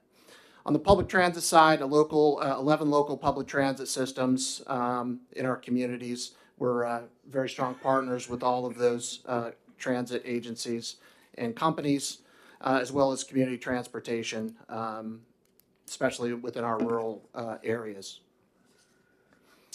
As I said, the general fund funds aeronautics, rail, and transit. The governor's budget included about $200,000 of match for transit operators. The House side did increase that to $1.9 million for the biennium, and that was a result of advocacy of the transit providers. And we fully anticipate they'll continue their advocacy in the Senate phase. The unfunded additional need that you see on the bottom of page 10 is one that did not make the House side, but I want to make the strongest possible case to include it on the Senate side, and that is an additional UAS position. Right now, just by comparison of other New England states, Connecticut has 17 full-time UAS pilots that work on their projects. I'll talk about the savings they've realized in a second. Maine has 5 pilots. Massachusetts has 8. Vermont has 6. We have 1. We have about a 6-month backlog on projects. There's 1 pilot. We have 2 drones, 2 fully capable drones, but they need an operator to operate them. So that 1 pilot we have can only operate 1 of those at a time, leaving significant capability on the table. Based on the experience of other states and ours as well, just for example, North Carolina has realized over a 72% cost savings on emergency management. Michigan has experienced a 74% cost savings on bridge inspections using UASs. Caltrans has experienced a 50% faster construction quality inspection and quantity inspection rate based on their UAS capability. Just by comparison of cost, see, this work has to happen. UASs are just a fact of life on our construction projects and will continue to be, and increasingly so. We have to use UASs, but in a lot of cases we have to contract them because we only have 1 pilot. So just as a comparison of on-site UAS work, it costs us about $219 per site to do it ourselves in-house. Costs us over $1,200 to contract it. So we still need to do this. It's just costing us 5 times more. Now, we are in the middle right now of a UAS implementation plan effort. That's going to be concluded at the end of this year. I will say my vision and the commissioner's vision for UAS within our department is not to grow to the size of the other New England states. We realize, we're thrifty New Hampshire. We want to use our resources to the best effect possible. We would like to grow to 2 pilots. And the reason we need 2 and 1 just won't do is that, like I said, there's a 6-month backlog on projects. That 1 pilot has to work on that backlog. That means that pilot can't train other employees that we have that are willing to learn and do it as a side duty to operate these UASs on our project. That's our vision, that we have a very small nucleus within our Bureau of Aeronautics, that's the UAS section, 2 people. 1 of those people can be training, and the other person can be doing the projects. But we can't do it with 1. We need 2 to realize our long-term UAS plan. And there's about 20%, we found over time, about 20% cheaper for us to do this than traditional methods. And again, compared to contractors. So that's where I'll leave that case with you. I'm happy to answer any questions about it, but that summarizes the general fund for us. And at this point, I'll stand by for questions, and if none, I'll pass it to Dave Rodriguez. Are we gonna hold the questions till we get Okay. through both sections, or? Sure, it's up to you. If yeah, somebody, it's easier. if somebody has a question specifically on this subject, we can do that, but if not, we'll wait until we get the rest of the presentation. It's really up to you, Chairman. Oh, Senator Birdsall would like to ask a question. Thank you. You say that you need the additional aeronautics program specialist. What would that be? What would be the dollar need for that? The budget Yeah. request is about $91,000 per year. Yeah, and that should have been listed there. I apologize, but. Senator D'Alessandro. Thank you, Mr. Chairman. Of the airports that we operate, how many of our control fields? How many have an FAA presence there? Right. It's It daylight. generally aligns to the ones that are block grant, so about 10. Yeah, yeah. And further question, and are they just Follow-up, daylight? yes. Are they just daylight? So we have 3 commercial airports, so that's Pease, Portsmouth Pease, Right. Manchester, and Lebanon. Okay. Those are full FAA controlled fields, and instrument, all weather. Some of these, I'd have to get back to you on the exact answers to how many of them are night and IFR as well. Because I know Nashua is daylight only. Right? Mhm. Which is typical, yeah, Right, okay. yeah, among our airports. And that's total FAA pay. FAA. Yeah, so for the most part, we act as a pass-through for federal funding, with, just like on the highway side, with a very small amount of state and local match. Thank you. Thank Yes, you, sir. Mr. Chairman. Just for your education, Skyhaven, you can turn the lights on by squawking. your Yeah, mic a couple of pilot times. actuated, spoken like a pilot. Or a member of the Skyhaven Airport. Advisory committee could- All right. Well, thank you for the questions. We'll move on to briefly discuss the highway, Turnpike Fund, and then I'll get into more detail on the Highway Fund, move through it quickly. So Dave Rodriguez will discuss the Turnpike Fund overview. Good afternoon, Mr. Chairman, members of the committee. My name's David Rodriguez, Assistant Commissioner. Very quickly, the Turnpike is made up of 3 segments. The Spalding Turnpike over on the eastern side of the state, the Blue Star, which includes 95, and the Central Turnpike that runs from the Massachusetts border up through Concord. The turnpike's about 89 miles long. The important thing for you to understand about the turnpike system is it is an enterprise system. So all the tolls collected on the turnpike go to fund the activities of the turnpike, and they can't be used other places. And we can't use federal funds to construct the turnpike, or we lose our ability to charge tolls. So the turnpike revenue pays for operating and maintenance cost of the turnpikes, for any debt service, for renewal and replacement work, and for capital improvements. In fiscal year '22, we did 112 million transactions or tolls through the toll booths, with a revenue of about $144 million, including tolls and other revenues. An important thing to know about the long-term health of the turnpike system and the funding is, as you all know, during COVID, traffic volumes dropped significantly. We've done projections and updated projections about future revenue for the turnpike. And what we see is traffic volumes are not rebounding as quickly as we had initially predicted. So traffic volumes continue to grow, but at a slower rate than we thought. And people, the experts explain to that, that's largely due to the way people have adapted to commuting to work and commuting to other things. For fiscal year '24 and '25, the turnpike budget is fairly flat. we need to cover our operating cost first, and those expenses are real. We do have some inflationary costs that we need to cover there as well. So what happens, what gets shorted is our capital program and our ability to advance projects and so forth. This summer, we'll be starting our public process of our 10-year plan process, and it's at that point we'll really see the impact to the capital program of the Turnpike revenue. Commissioner? And I'll go through some of the quick highway fund overview, and I'll move through these slides pretty quick. So turning to slide 15. We always just like to point out that while we are the bigger drawer of it, the highway fund is not the DOT, and the DOT is not the highway fund. Revenue to the highway fund is generated from gas tax and roll toll. It's collected by Department of Safety.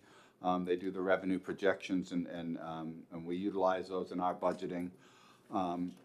And the revenue from the highway fund is appropriated to various agencies. Typically in the blocks there are you know, what that's been running for the past number of budget cycles, where the highway fund revenues appropriated about 60% to DOT, about 30% to other agencies, and about 14% to municipalities.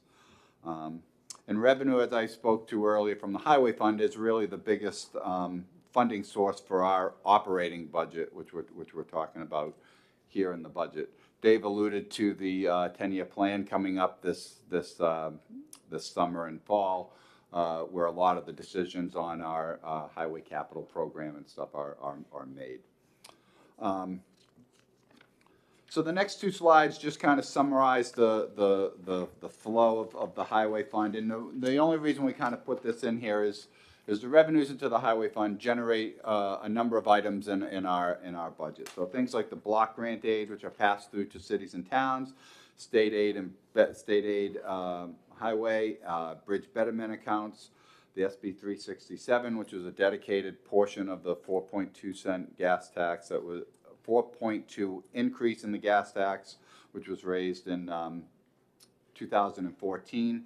Those are all elements reflected in our budget, but they all flow from the revenue projections and this waterfall that's been established. And at the end of the day, of the 22.2 cent gallon road toll, about 12.8 cents is available for appropriation.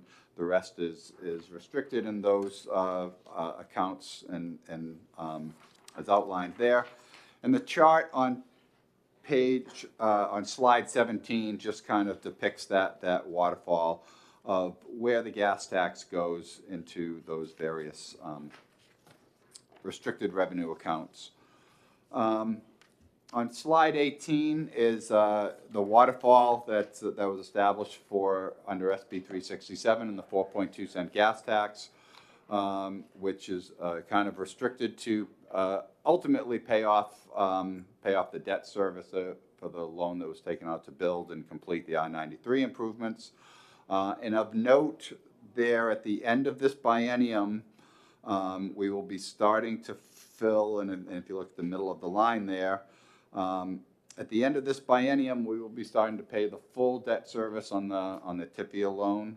So the roughly $21 million at the far right of that chart that we have had, that we have utilized for highway and bridge projects will not be available in the next biennium. So this will be the last biennium where that SB 367 funds are available for highway and bridge work. And again, it'll be another element that we'll talk about in the 10-year plan. One of the elements that we talk about with the highway fund has been the one-time sources to help balance the highway fund over time. There are structural deficits in the highway fund, and we continue to find ways to prop it up and balance it for the coming biennium. This biennium, you'll notice at the end of FY22, the legislature put $50 million of general funds into the highway fund to help cover this upcoming biennium. through the House phase of the budget and looking at some of the appropriations and some of the projections and some of the revenue, they appropriated, or they had put another $10 million of general funds into the highway funds to balance it for this upcoming biennium. And I have a little bit more on the surplus statement coming up.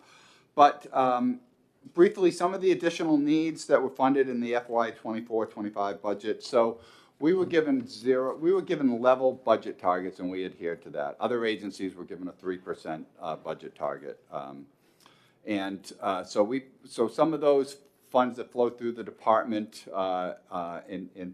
into and from those other agencies, we had put those additional costs in our additional needs column.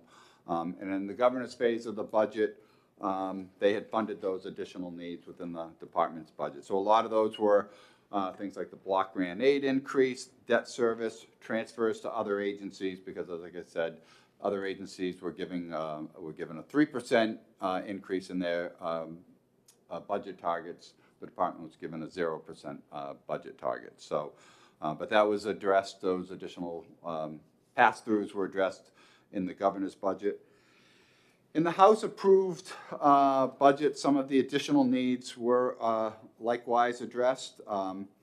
$500,000 of the increase into the apportionment A, which is the block grant aid to cities and towns, and I think that was just a rectification of some administrative details to match the 12% to the revenue projections. And our top additional prioritized need that we identified to House Finance was our fleet and was our equipment budget, which wasn't fully funded in the governor's phase, but the House phase approved an additional $4.4 million for fleet vehicles and $160,000 that go along with the outfitting of that fleet. So some of the backstory with that, very briefly, we've had a long history of underfunding, investments in our fleet. Those are the trucks and plows that we need to do our business. In the past couple of capital budgets and operating budgets, we have made progress with the help of the Senate and the Finance and all of you in recognizing those needs and addressing that backlog of deferred maintenance in those. So we've come a long way, and we made the case with the House that we needed to, again, not fall back on that deferred maintenance, but keep up with the investment in the fleet. And that was part of what was recognized in the House phase, as well as $152,000 for vehicle telematics that allows us to track the usage of our vehicles, where they are, braking speed, gas mileage, things like that, to make more efficient use of the fleet. So those were some of the funded additional needs. We still had identified some unfunded additional needs that I'd just like to bring to the Senate's attention. And primarily, it's inflationary in nature. So as I said, we were given very flat budget targets, and we adhered to those. But we know we have seen increases in material costs over the last biennium, and projected to increase in the future biennium. We have historically not fully funded winter maintenance. We try to budget our winter maintenance on a 3-year average of past years. And typically when we try to balance the budget, that tends to get a little bit shorted, with the premise that winter is generally volatile. It's uncertain what level or type of winter it's going to be, whether it's going to be a light winter or a heavy winter or an average winter. So the theory, coming out of the governor's budget and with the House, is those inflationary needs and those volatility needs about winter, it's too hard to predict. So we're going to budget level, and if those needs materialize over the course of the winter, we will go back to fiscal committee and seek transfers to cover those winter maintenance costs. And the legislature has been very supportive of that throughout my tenure. They've always recognized those needs and funded those. But I just wanted to put that out there for everybody's recognition. I do feel that we are underfunding winter maintenance here, and I do foresee that we will be back to the fiscal committee in future years. We are budgeting at levels, you know, with our level budgeting, we're essentially budgeting winter maintenance at levels back to when we did the last biennium budget, and some of the information there is our history of fiscal year transfers. So over the last 5 years, we've averaged, going back to fiscal, for about $5.5 million a year to cover winter maintenance. Some years a little heavier, some years a little lighter, depending on the winter. But that's you know, what the average of the data that we see. Additionally, we know that particularly salt and the materials that we use, and we haven't even really recognized fuel costs here as well too, have gone up. When I look at what salt costs per ton that we used in 2021 and how much it was in 2023, and these are actual material costs. These aren't projected. These are the costs that we are paying today. We've seen a 54% increase in material costs. So when we initially did our budget, we tried to do an honest estimation of what we felt we would need for winter maintenance. You know, our estimation based on 3-year averages and current costs of materials that we're seeing would be additional needs of about $6.5 million in material costs for road salt, about $2.5 million in costs for hired plows, and depending more on the hired contractors. And we've identified about $3 million in additional fuel costs annually. And those are primarily inflational type of needs. They are somewhat subjective, but like I said, we've tried to do an honest job in projecting what we will need. Again, at the governor's phase and in the House phase, again, these are kind of projected inflationary impacts. So they were kind of parked into the additional needs. But I do foresee that if there isn't consideration of those, we have a very light winter maintenance budgeting, and we will be back before fiscal to fund that. So that is really our highest, you know, additional prioritized need, and again, it reflects on those inflationary cost drivers that we've identified. Page 22, and I'll try to finish up here quickly, is the status of the highway fund. You'll notice in the middle of the page, the $10 million that the House transferred into the general fund, again, to carry us through the end of the biennium with about a $7.2 million surplus at the end of FY25 if all the revenue projections and expenditures and stuff do manifest themselves. I would note we have a fairly substantial lapse budgeted in here, which is concerning to us, but in reality, we know we have high vacancy rates, and that's probably a likely case that we will have incur those lapses. But the one thing, getting back to the inflational needs, it does not include additional annual costs for winter maintenance. And that last bullet there, if we look at what we have done on average in the last several years, again, going back to fiscal to you know, supplement our budget with additional requests for highway fund funding to support winter maintenance. That's all good if there is money in the highway fund.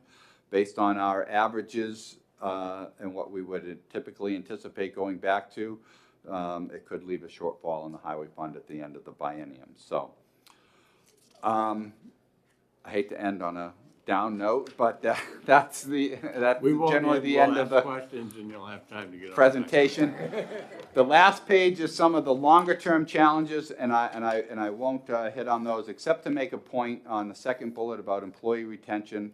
Again, we have a current vacancy rate, and would urge the Senate to, to continue to support the collective bargaining agreement, the 10 and 2 employee raises that are in the budget. The governor's supported it. The House phase supported it.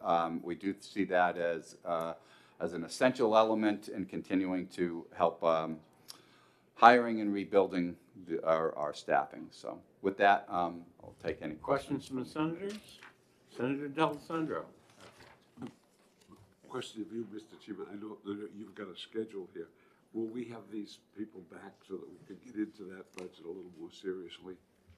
If we need them back, Senator, we will ask for them back. And Okay. I think you've already done that, so when we get into the deliberative part of this, between you and Deb, we'll be able to notify them when we're gonna work on their section. Just the 2 points I'd like to make.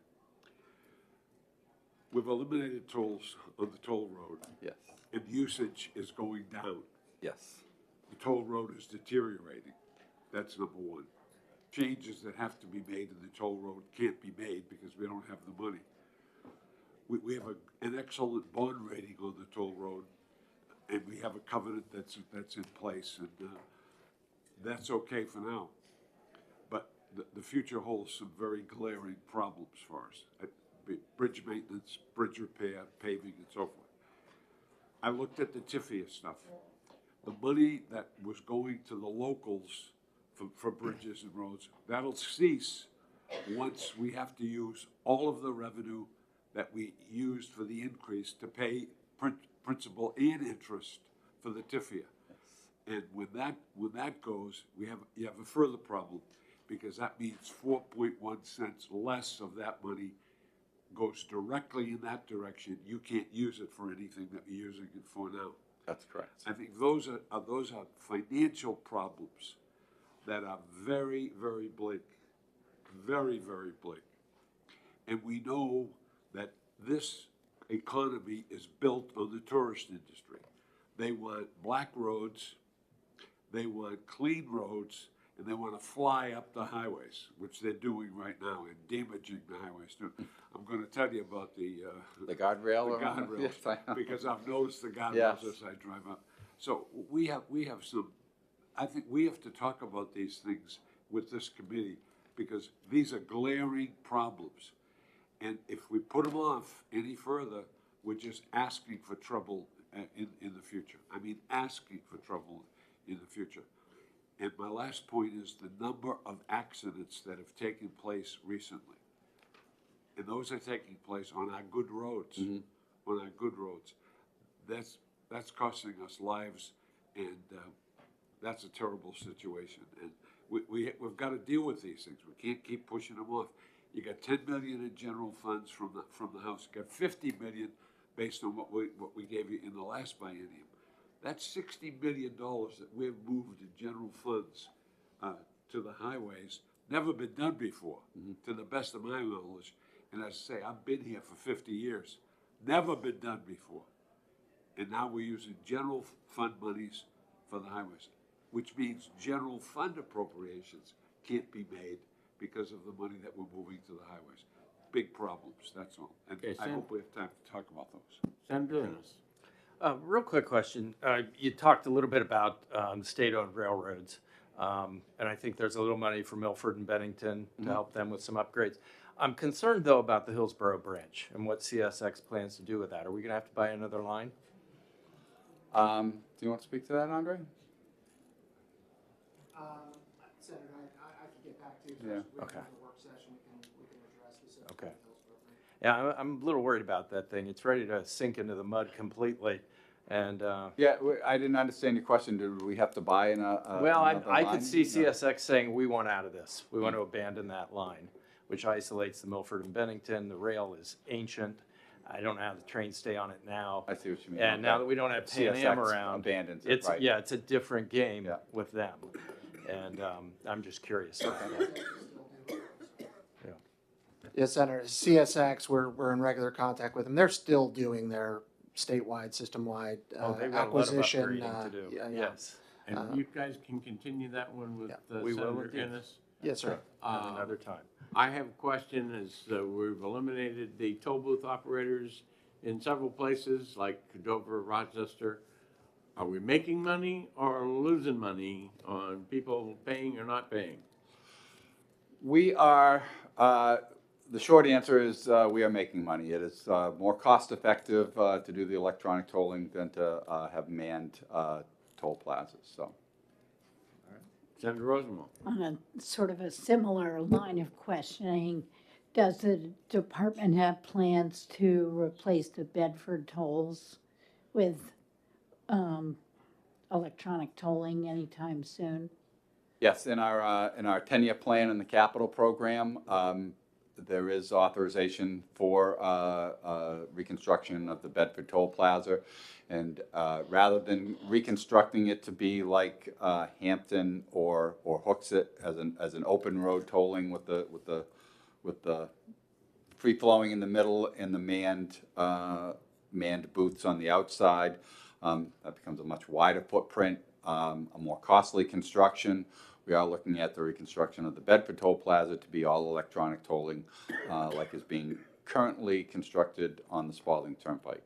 And it's, if you've driven in Massachusetts and other places, it's really, where the industry is going, so.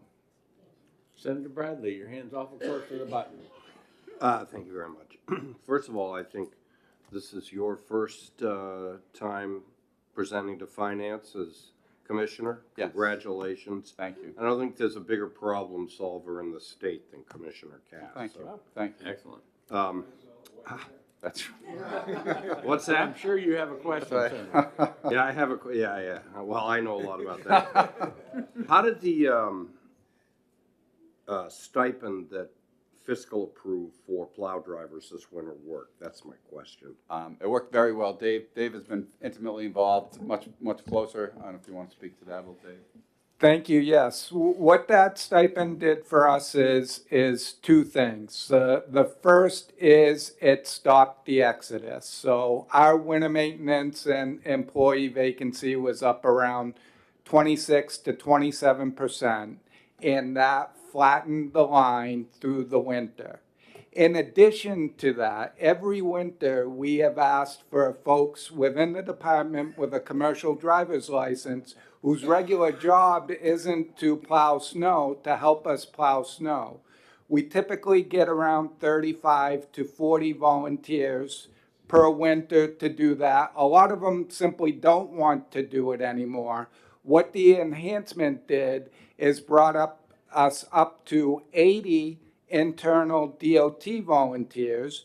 We had about 10 people from other state agencies, including Employment Security, Department of Environmental Services, and an employee from Department of Corrections that came and plowed snow with us over the winter. And it also helped us to attract a few recent retirees to come back to us part-time. I do want to make one point, thanks to the question. We've talked a lot about the 10 and 2% wage increase. When you're making $18 an hour, 10% is $1.80 an hour. What does that get you with today's rents, housing costs, fuel costs, everything else? This $5,000 in enhancement let a lot of relatively low-paid state employees make ends meet this winter. I personally don't see $1.80 an hour making a difference for next year. I expect we'll be talking about this enhancement again. Thank you. Senator Bertzel. Thank you, Mr. Chair. Thank you for taking my question. I've gotten numerous questions, and I know we've approached you about it, but I've gotten numerous questions from my constituents in Windham and Derry about the graffiti along 93. And I know we are you had manpower loss of not being able to deal with it, but I have some pretty insistent constituents. Is there any way of thinking out of the box, like using prisoners to be cleaning our graffiti? Want to take that? I can address, I mean, I've had this question a lot. And at the end of the day, graffiti removal with everything else we have to do is usually a fairly low priority and very hard for us to get to. In past budgets, we had some additional funding allocated for graffiti removal and some other routine maintenance things. Our goal was to use that funding to do some maintenance type of contracts, to contract those services out. It ended up getting cut in one of the budgets and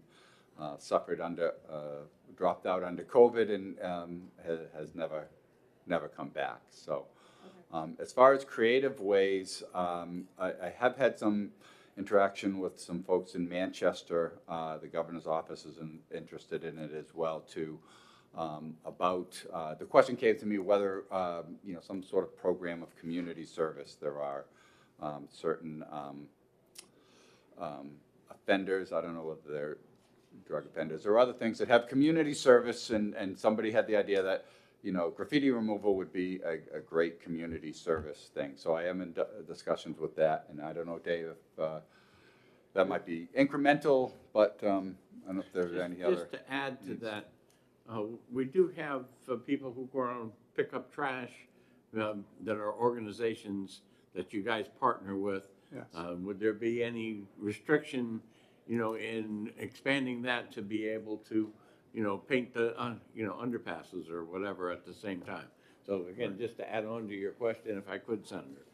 So there are creative options for us. Our priority goes to the safety needs. You heard Guardrail mentioned, you don't have to look around far to see that's a significant safety need. Striping our roads, our pavement marking section used to hire 30 part-time people to help them out a year. In today's world, we're lucky if we can hire 2 people, and we take highway maintainers who fix guardrail, who mow and pick up the roadsides to supplement that pavement marking program, because that's a safety benefit. When it comes to graffiti, we don't do it because we don't have the people, because there was a line item in the budget in past years that was not there. What I would say is funded things happen. If the legislature inserted some money in the budget and directed it to go to graffiti removal, it would prioritize that over guardrail repair, over striping, and we would have to find a way to get it done because we were directed and given the funds to do it. I will just add, it's not simple. We have people climbing overhead sign structures, painting graffiti on the backside of signs. That takes lane closures, that takes a lot of work and a lot of expense, in addition to a volunteer getting out there to do it. No volunteer is going to get up on the back of a sign structure. So to the extent that we can find a way collectively to contract this, that's the best chance of getting it done. I will say we do still have an inmate work program. We have a van that picks up inmates every day and takes them out to pick trash, cut wood for our wood stoves, do some tree clearing, and help us clear our drainage as well. So we do maximize those programs to the best extent we can. Additional questions, Senator? One more follow-up. And I understand that. Is there any way to catch them in the act, like putting up wildlife cameras? These constituents are really concerned. That's an idea I haven't heard of, per se. In the most areas where Most people egregious areas, usually yeah. do it. We can bring it up. I mean, one of the issues, and not to be evasive, I mean, enforcement, we're not, we would look to, local police or things like that for the enforcement. Enforcement isn't necessarily our our forte, so. I can bring it up, that's an interesting idea, as far as, you know, using cameras or something. Additional questions from the senators? Seeing none, thank you. Thank you. We are about an hour behind. Sorry. So I'm not going to take an official break. The senators are gonna have to fit in. If the senators need a comfort break, they're gonna have to do it while we're having the session so that we can shorten this up a little bit, if you would. All right, so with that, we'll bring up lottery.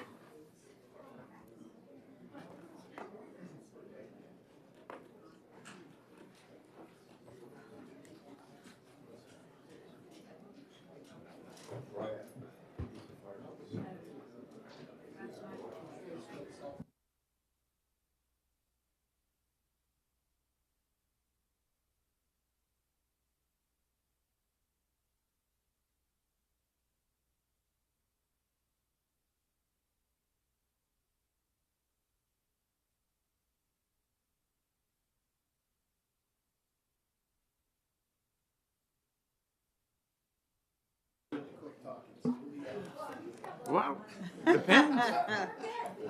We haven't seen how big his presentation is yet. To that end, Mr. Chairman, good afternoon, members of the committee. I'm Charlie McIntyre. I have the privilege of being the Executive Director of the Hampshire Lottery. With me is our Chief Financial Officer, Jim Duras.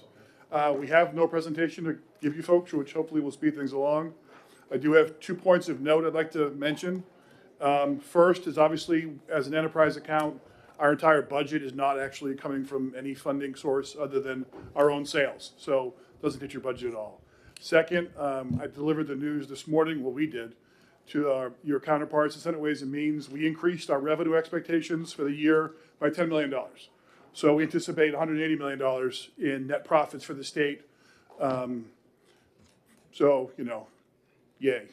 Does that assume passage of Lang's bill? It does not, sir. Everything in place, where it is now, for the year. Senator Bradley, thank you. Very briefly, there are a few areas from the current budget to the next budget that are new in our list that you folks had asked about. One is replacing our roof and our generator, both of which have aged out long ago.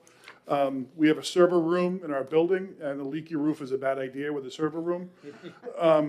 And so we're looking to replace the roof as well as the generator. Both of those were requested within the capital budget, but certainly they fit within our operating budget and can be absorbed as a cost for us, and we can hit our revenue estimates. There's a requested increase in our advertising expense. That's for a couple of reasons, one of which is we are making way more profit on stuff, and we want to support growth. So I would suggest in FY11, our return to the Education Trust Fund was $62 million. This year it's 180. We want to support the growth. And also advertising is just more expensive. As I'm sure you folks know, buying media, production costs have gone up significantly in the double digits. And so it's a request for increased advertising.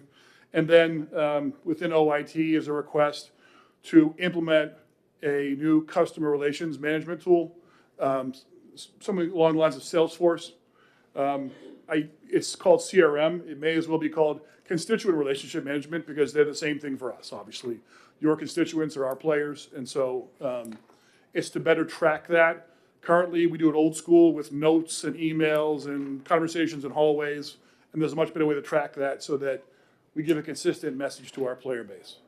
And with that, hoping to get you folks back on schedule somewhat. I'm happy to answer questions Mr. Chairman, or members of the committee may have for us. Questions from the committee members? Everybody's happy. I was asked to talk fast in the back of the room. So. Oh, is that right? Yeah, I was. Okay. So. Who was it? Fishing game or what? I want to know. I want to know who needs the extra time. No. Stitches get stitches. No. All right. Thank you very much. And speaking of fishing game, they're next.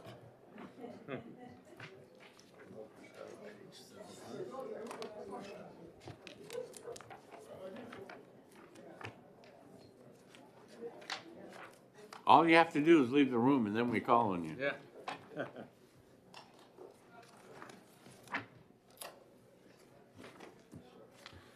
just having a short beaver discussion with, I did ask, come up Okay, and, he always talks when I'm around, so we always need him.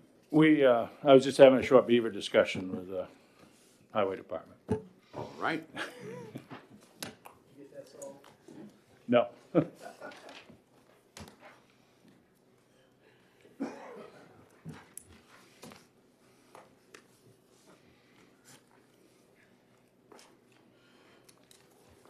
We'll hold on just to the, Okay. get the presentations handed out. How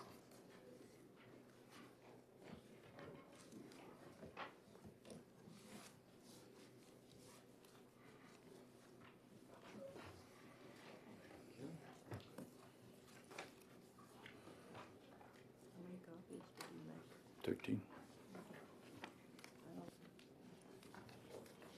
Thank you.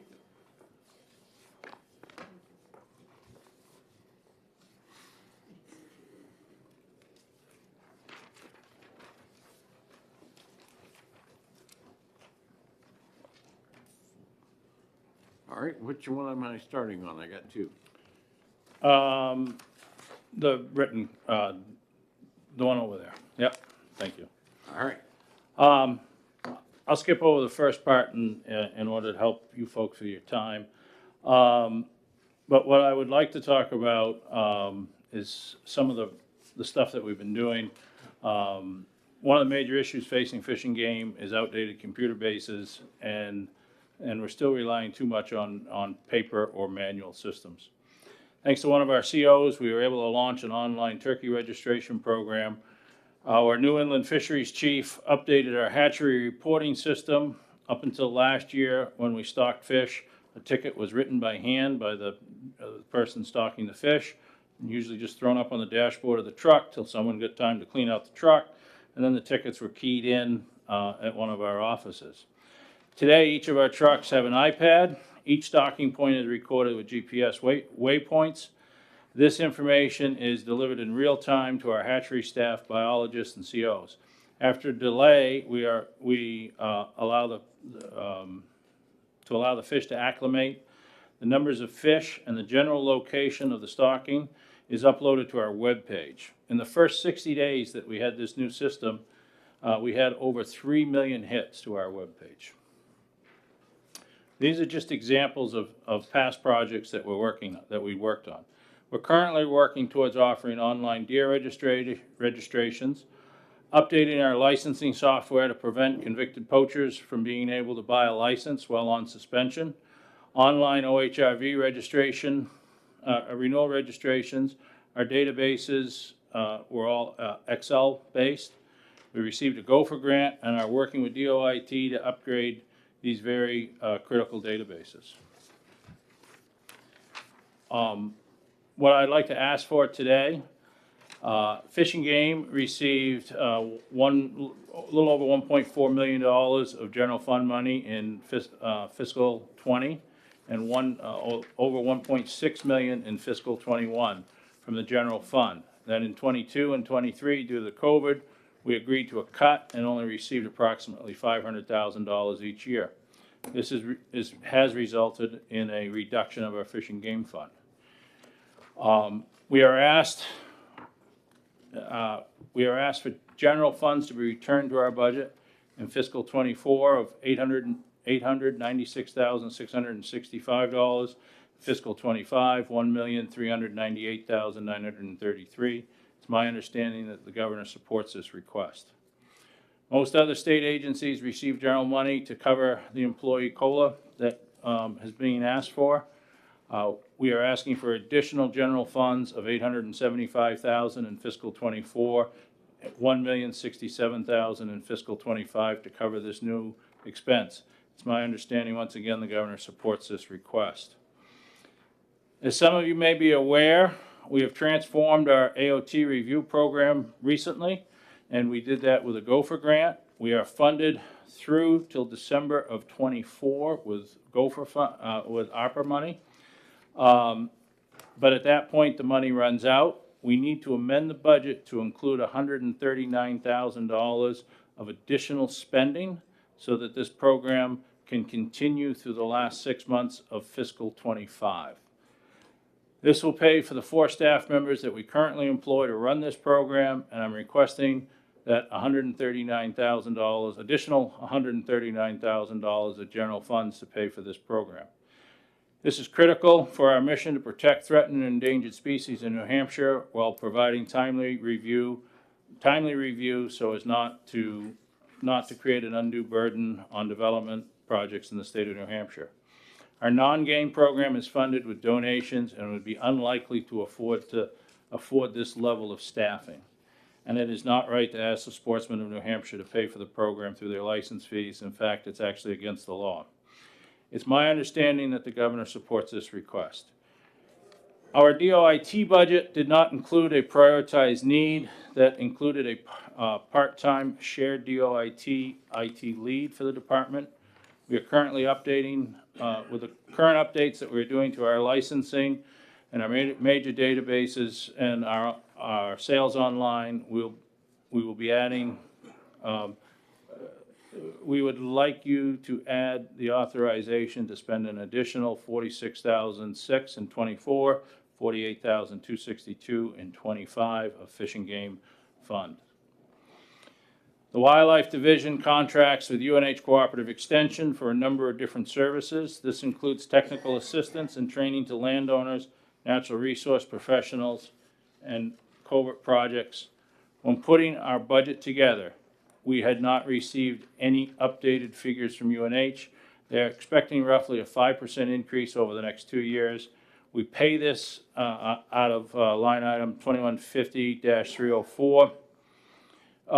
I'd like to increase these both by $10,000 in each fiscal year for a total of $145,000 in fiscal '24 and another $145,000 in fiscal '25. This is just over a 7% increase and should cover us if UNH final figures come out a bit higher.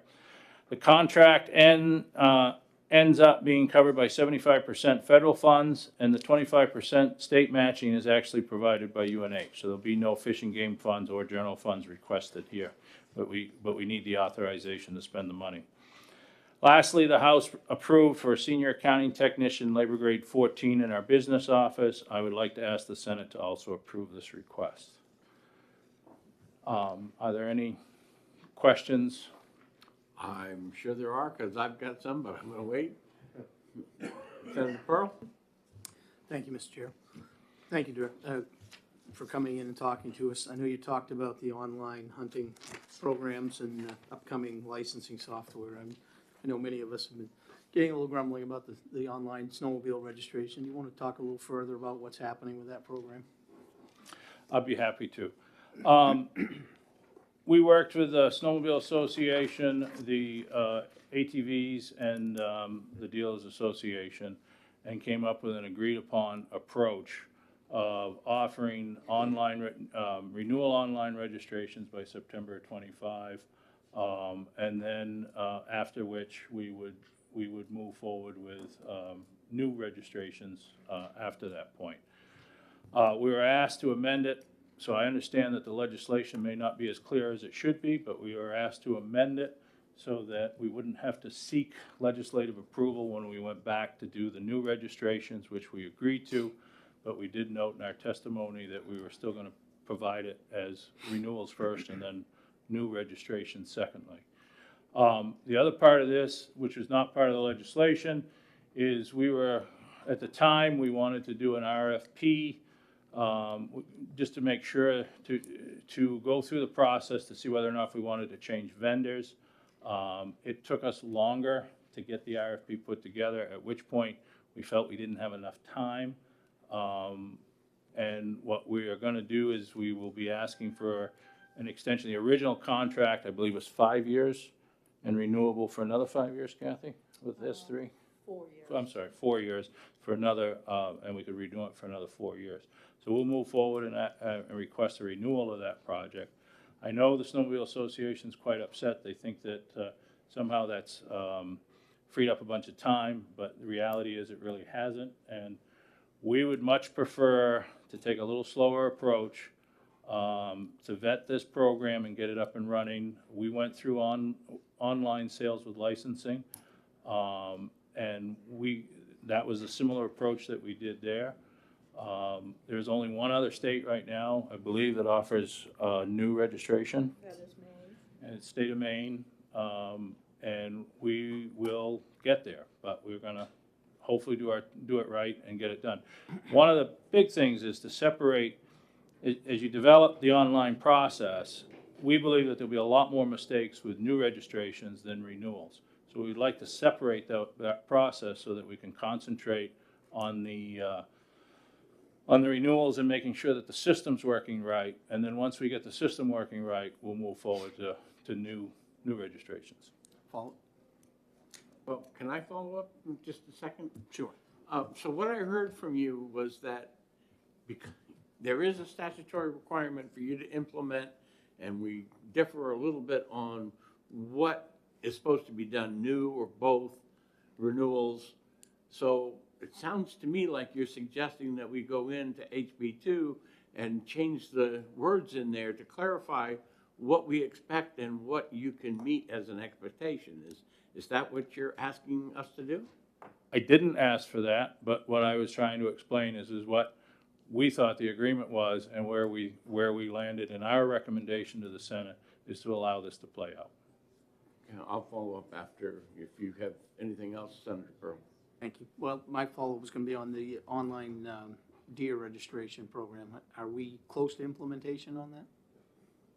Kathy? We are, Okay. yes. Okay. We are on track to be doing Will it be online for this fall season? Was it supposed to be this fall? And actually, yes, we will be. We are on track for that. Awesome. Great. Thank you. Senator Rosenwald. Thank you. I'd like to follow up on the online snowmobile registration. This morning, in Ways and Means, you told us that only Maine of our close neighbors did initial registrations online. That's my understanding, yes. It appears that New York and Quebec also do. So my question is, if we gave you this additional 46,000 and then 48,000, would you commit to doing online initial registrations by the statutory deadline of September 1st, 25, or are you still going to want to One of my take understanding, more time? New York has a different system than we do, and my understanding is they do not register machines from out of state. So they do I believe it's like a trail pass or something. I'm not familiar enough to know how they manage that. But my understanding is they don't necessarily have the same type of system we do. And I apologize, I have no idea what the Quebec system is. So would you commit to doing online registrations by September 1st, 2025, if we gave you this additional Those money? funds that you are referring to are strictly for the Office of Information Technology Department, and that is for us to hire a part-time IT liaison to work with our agency and DOIT. We are the only agency in the state of our size that does not have a part-time DOIT liaison. That is totally separate from the online licensing and online registration program that is run through a vendor, a contracted vendor. All right, what I would like to see is, going back to what I said before, I would like to see some language that modifies the statute so that we both, the senators and the department, have a clear expectation of what's going to happen, when it's going to happen, and then we can fund it or not fund it as we can fit it into the budget. Is that acceptable, Senator Rosenwald? I think you'd like to be working with that? And Well, Senator I Pearl? mean, I think the current statute is clear. I didn't say that it isn't, but the department doesn't feel that it is. So that if we work at changing the statute so that it is clear for everyone, you will get your clear expectations, they will get whatever I'm money happy that to we work with Senator think is Pearl. needed to do those, and then we'll go on from there. Sounds good. Thank you. Or alternatively, they could tell us what they need to implement it by the date that is required. Exactly. Always Okay. good to have a pro in the mix, though. All right. So, again, this isn't an exec session. We're not tasking you with anything. You've got our ideas.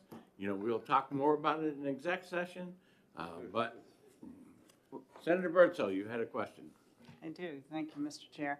I just started hearing about the Outdoor Woman Program. The Outdoor Woman Program, both can program, you yep. talk a little bit about it and how is it funded and how is it used? Yes, it's a program to allow women that haven't necessarily had a large outdoor experience to learn outdoor skills, whether it be kayaking, whether it be fly fishing. There's a bunch of different skills. They do winter skills, snowshoeing, stuff like that. But it's to help to introduce women to the outdoors. We had, in our budget to the governor, we had requested, right now, our program is managed with a half-time person, and we requested money to be added to our budget so that we could turn that into a full-time person. I personally believe that this is one of our best programs for promoting, new people to buying hunting and fishing licenses in the state. It's probably one of our better markets. My staff has told me that statistically speaking, quite often, the mother in the household actually makes a lot of the decisions on recreation. And if we can convince the mothers that fishing or hunting is a good recreation for them as well as the family, we might see more participation from multiple family members. So from that standpoint, from the greedy part of me, I certainly support the program.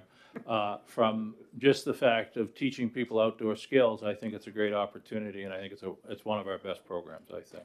As far as funding, I'll rely on Kathy to. We did ask for a full-time person to be funded in the prioritized needs column of the budget that was not approved by the governor.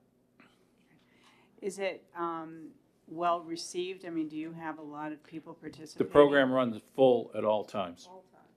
Wow. Okay, thank you. And it's actually one of the things, I apologize, I didn't add it into my list, but we're updating the database management system in that program, because right now, when you sign up for the program, there's no way for you to know that the class you're signing up for is full. Then there's a bunch of paper shuffling that goes along. When we're done, you'll be able to go online, sign up for the program, and as you pick your classes, if the class is full, you'll know it's full when you're signing up, and then you can make the decision right there where to go next. So, Hello? All what? How, in order to make it full-time, what were you requesting? Financially, Yeah, I'm sorry, financially. a part-time position with salary and benefits is just over $24,000 each year. We ended up putting that in. The full-time position was $73,139 the first year and $76,759 the second year. That's for salary and benefits. In this position is a 50% federally funded and 50% fishing game funded. Thank you. Senator Pearl? I think Colonel Jordan might have some extra game cameras that he's confiscated we could put on those bridges. It's funny, I was sitting back there thinking I can help with that problem because frankly, we make a lot of cases, littering cases. A lot of those cases are made today because of that. When you have light staff, we're substituting cameras for it. So I plan to reach out to Maybe we him. can work with transportation on that one. Yes.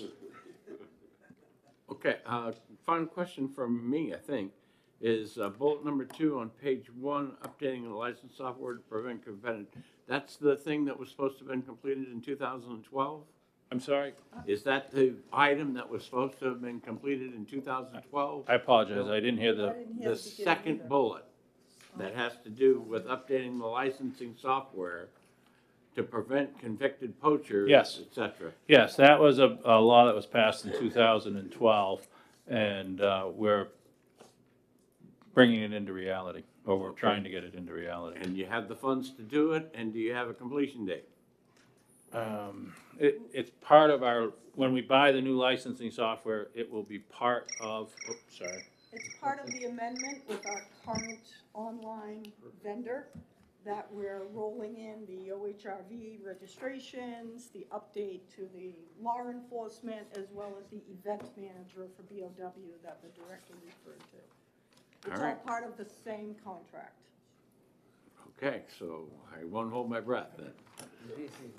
All right, are there any additional questions? Thank Senator you. Bradley. So in looking at the two documents that you have, I'm trying to figure this out.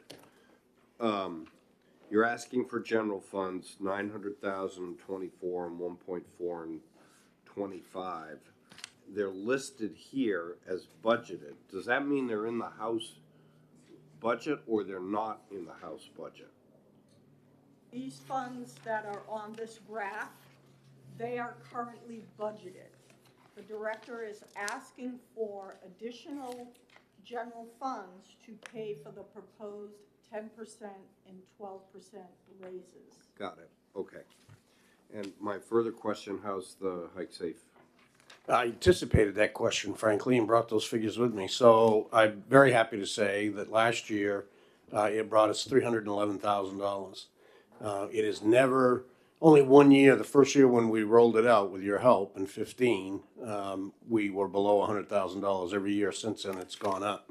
20, we saw a slight drop in it because I think people didn't buy it, although the hiking increased, people didn't buy the card. This past year, it was $300,000. The challenge remains trying to budget for money you're anticipating will come in. So what I end up doing is waiting until the end of the year, and then I go to Kathy and transfer that money in, and we've purchased a cruiser. We've been able to buy replacement equipment, so it's been a huge help, huge help. The other thing I like about it, frankly, it makes people feel like they're all contributing, which was long overdue, long overdue. I just have to say what your folks do in rescues is unbelievable. I would agree. The Ty Gagney book really highlighted it for anybody who hasn't read it. They had a rough year this last year. Yeah, We I had know. two very close I know. together, and that young girl was tragic. Yeah. We don't, and I've said this 100 times, we don't bill for that. I would never do that. I've met with a family. Some good things have come out of that. We've been able to work with a family to do some awareness, education type things. That's what I pushed the family to do, and they were on board with that. So it's a good service, and I agree with you. I worry we're rolling the dice because it's getting riskier and riskier, and we're trying to do it with fewer and fewer people. But they do some amazing work for sure. New Hampshire's very lucky. Yeah, I recommend everybody read the Ty Gagney book about Kate Mostrovia. Thank you. Okay. Additional questions? Senator? Thank you. I just have one question. Obviously, you know that I also sit on energy, and we heard what we call the lobster bill. I was instructed not to talk about lobsters today, man. I'm very passionate about that bill. Lobsters taste good. Is there any other questions? Never mind the fact that what I'm thinking about is there is some concern apparently, and not of the newer lobster traps, Yes. but of the much older ones that might be down there. Has there been any thought of just contracting with that one nonprofit from Maine to go down there and see if there are any? So if you had the money. So a couple things on that. I'm trying to move and I'm passionate about it because the people I represent are trying to make a living on it. That's what, as I said in that hearing. So that's why I'm passionate about it. They're paying and feeding their families, and that's important to me because I feed mine. So I am not against, and I'm going to speak for them when I say they're not against, I don't believe, some kind of effort to improve the trap cleanup. There's some disagreement in that group on how much needs to be done, but I think they all agree that they'd come to the table to discuss that.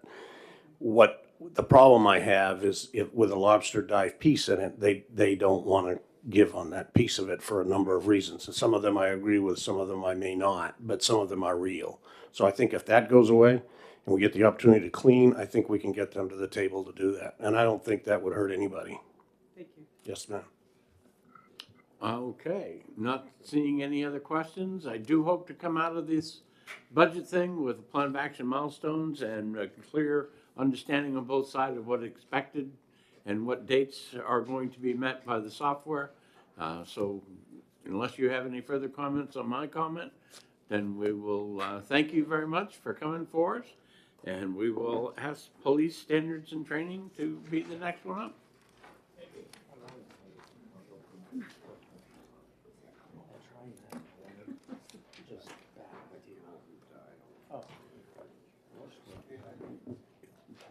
They normally have to come before fiscal every once in a while. Yeah. And that's another opportunity to go and get the information that, like an update on plan of action. Are they meeting the milestones, that kind of stuff. So.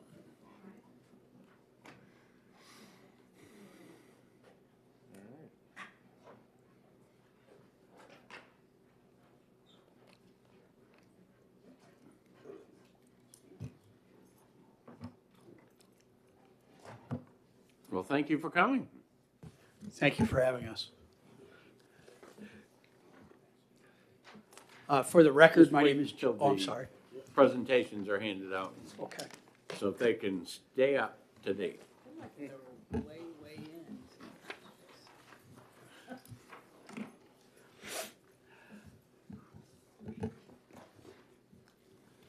We're good to go.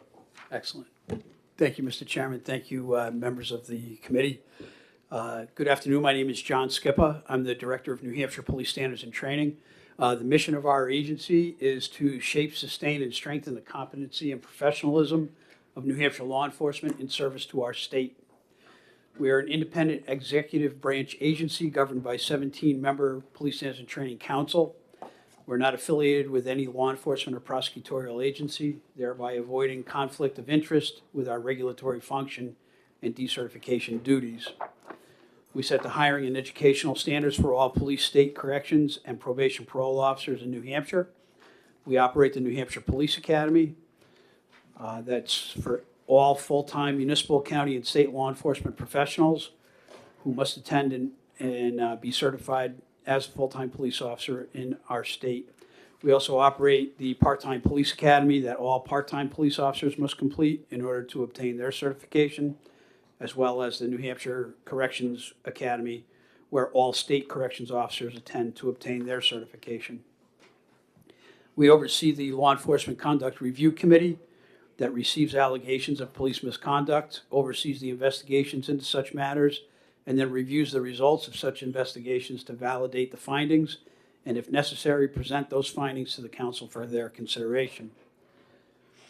Created by executive order, administratively attached to New Hampshire Police Standards and Training is the Law Enforcement Accreditation Commission, which is a body that has created a voluntary accreditation program to advance law enforcement professionalism through the establishment of professional standards and the administration of a formal mechanism by which New Hampshire police agencies can be systematically measured, evaluated, and updated. We provide a catalog of specialized, advanced, and in-service refresher training to our facility here in Concord and regionally around the state to assist officers in completing their annual requirements to maintain certification. And the council holds disciplinary hearings and may suspend or revoke the certification of officers that have violated council rules or who have committed police misconduct. We provide these services with 1 unclassified, 25 full-time, and 8 part-time positions, which include sworn staff, clerical staff, and building maintenance employees. Our staff is assisted by the adjunct instructors, most of whom are unpaid volunteers, and a small number of contracted instructors. We operate a 77,000 square foot training facility located on 20.87 acres of grounds across from NHTI. And we provide services to law enforcement agencies, including a monthly newsletter that informs the police community about new laws, court decisions, and tactics. And we offer assistance and advice in the areas of police administration and management. You'll see a chart below, the adjusted authorized budget details. And specifically to speak to the difference between the governor and House budget as to the budget that is proposed before this committee, if I could ask you to refer to page 1544 in the budget book, you'll see that the only difference, the only delta is a $75,000 per year or $150,000 per biennium. It's in support of the Law Enforcement Accreditation Commission and their efforts. Referring back to my testimony, it is important to note that we have taken on a number of new responsibilities since the last budget cycle. And those new responsibilities are spelled out in this particular document. I can certainly read it to the members of this committee, or just ask that they be put into the record, whichever is more expedient to the committee. Do any of the senators want to be read to? Doesn't sound like it. Go ahead. And so to that end, we believe that the proposed budget reflects compliance with the target allocations that were set forth, while attempting to appropriately resource our current obligations of providing contemporary recruit training to newly hired officers, creating and delivering in-service training, regulating and monitoring compliance with professional standards, as well as preparing to meet the number of new obligations as outlined in this written testimony. And we certainly stand ready to answer any questions that any member might have. Senator Pearl. Thank you. Thanks for coming in today. So we had a bill come through about moving the responsibilities of training some of the sheriffs over with you guys in police standards. If that passes through, will there be any additional requirements that you'll need in 24 and 5 to meet those obligations? Thank you very much for that question, sir. Yes, and I believe that is this bill. Is this the bill that was filed for the AOC Academy, the Administrative Office of the Courts? Yes. So we asked during that presentation that was made by the staff attorneys from the AOC to request 2 part-time trainers to take on that extra responsibility. So, follow, if I may? Absolutely. So that would fall under their budget and not yours, or? It would need to fall under our budget. It would fall under yours, okay. That is correct, sir. Thank you. Thank you. Senator Pearl, if you just check and see if that's an FN, and if it's an FN, it's gonna come to us, so we can deal with it at that time. Yeah, we've passed it already out of Senate. Okay. I don't recall what all was right. in it. Was there an appropriation in the bill? I don't recall there was. Thank you for the question. I don't believe that there was a specific appropriation. I think when the AOC representatives testified in support, they spoke to the fact that it would require 2 part-time training specialists to take on those responsibilities. Yeah, I just don't. So it was a Senate bill then? It is a Senate bill, yes. Okay. I don't recall the number, sorry. I apologize, I don't remember it. Budget Office is already tracking it then. Okay, thank you. Senator D'Alessandro, you had your hand. Yes, thank you, Mr. Chairman. The situation though is, at this point in time, you're not requesting 2 new people, are you? Or are you? Well, the way I understand it, if the bill passes the House, then you will need the 2 extra people to implement the project. Thank you for the question, sir, and that is correct. Yes, not knowing if the bill will pass to law, we didn't ask. But, Certainly, Senator. but currently, as it stands, the only difference you have is your statement that there's an additional $75,000 a year in your budget, and you accept that the budget as presented by both the House, by the House as it passed over to us, and the one change was the addition of $150,000 for the biennium. That is correct, sir. Thank you. And if the tracking sheet is updated to say pretty much this, I'd appreciate that. Okay, any other questions? Seeing none, thank you very much. Thank you, Mr. Chairman. Thank you, members. All right. New Hampshire Retirement System. I've retired at least once, so.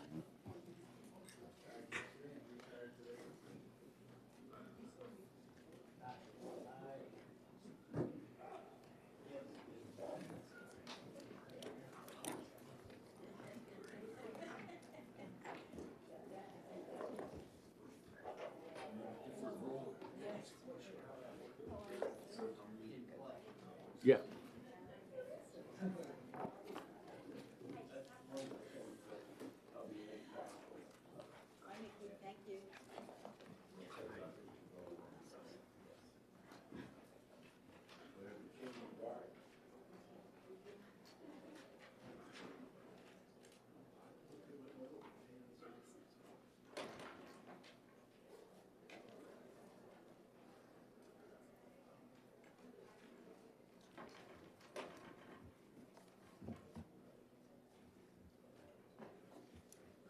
All yours.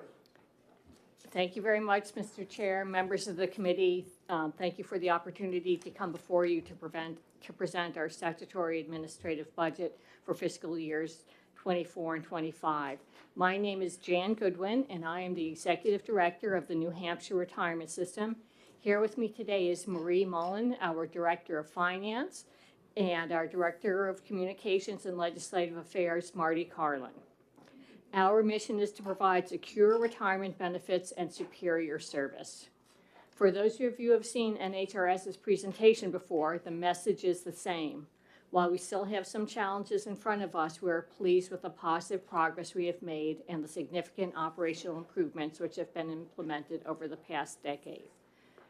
The handout we prepared today provides highlights, initiatives, and strategic challenges impacting NHRS, as well as updates on current and recent legislative activity and an overview of our statutory administrative budget. And to try to help you get back on schedule, we won't go through every single one of them. Our statutory administrative budget encompasses all internal, non-investment related administration costs, including projected IT costs at full value. Pursuant to statute, the Retirement System's Board of Trustees reviews and approves the statutory administrative budget biennially. Our statutory administrative budget for fiscal year 23 is $12.2 million, and our proposed budgets for the next 2 years are slightly higher at $13 million in FY24 and $13.6 million in FY25. Based on fully staffing all authorized positions and complete implementation of our pension system software upgrade.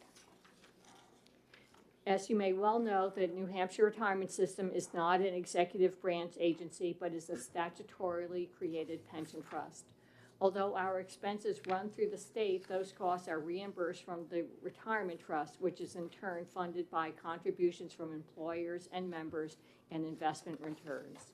In short, we do not use general fund monies for our operations.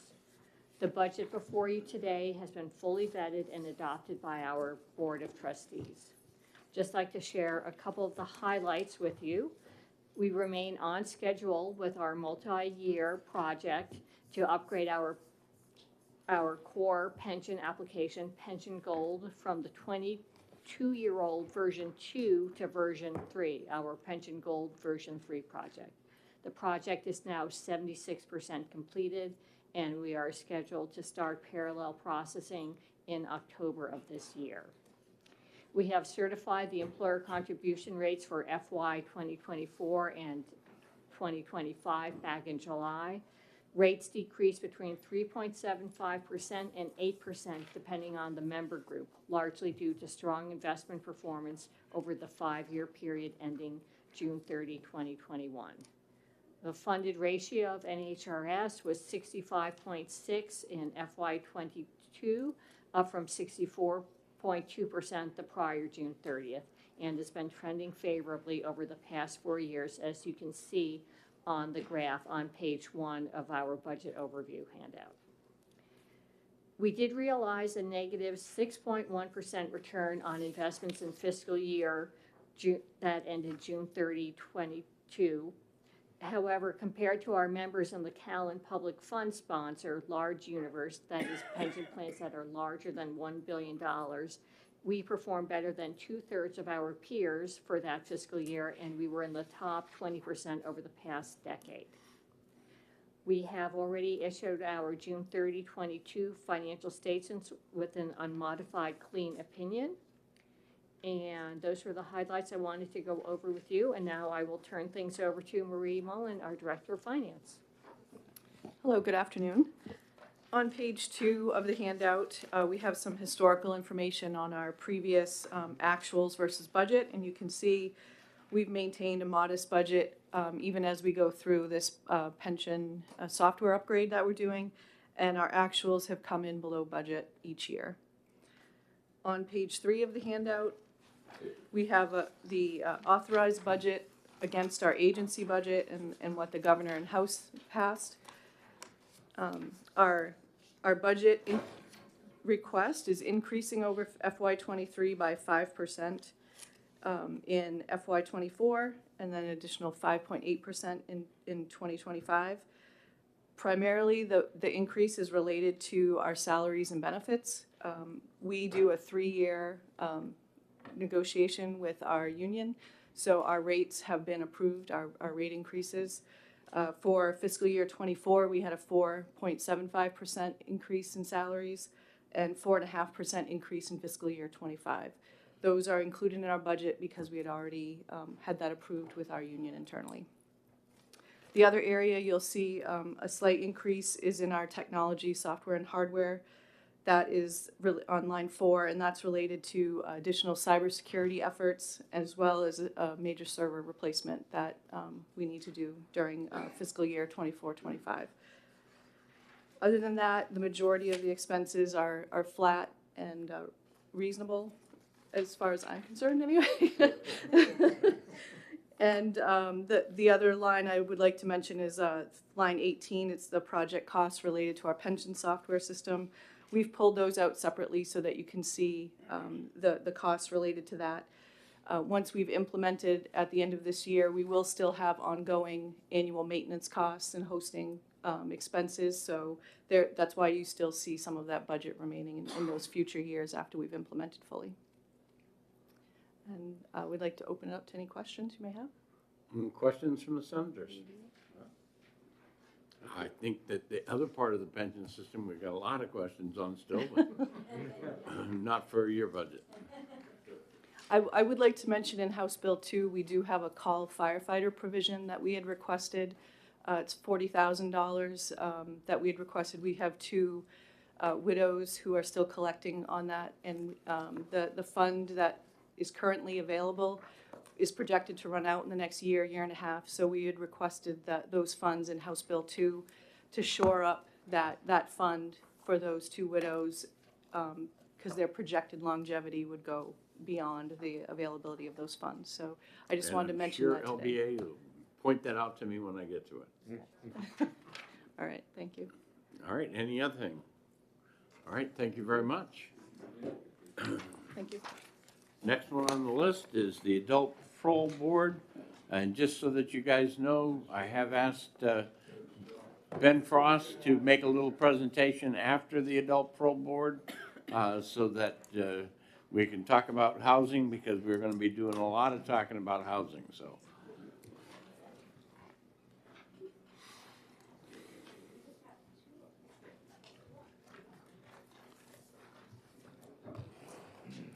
It's good to be on this side, right? Instead of Chairman, members of the committee, my name is Roger Phillips. I'm the chairperson of the Adult Parole Board, and I was appointed approximately a year ago. I was April 25th.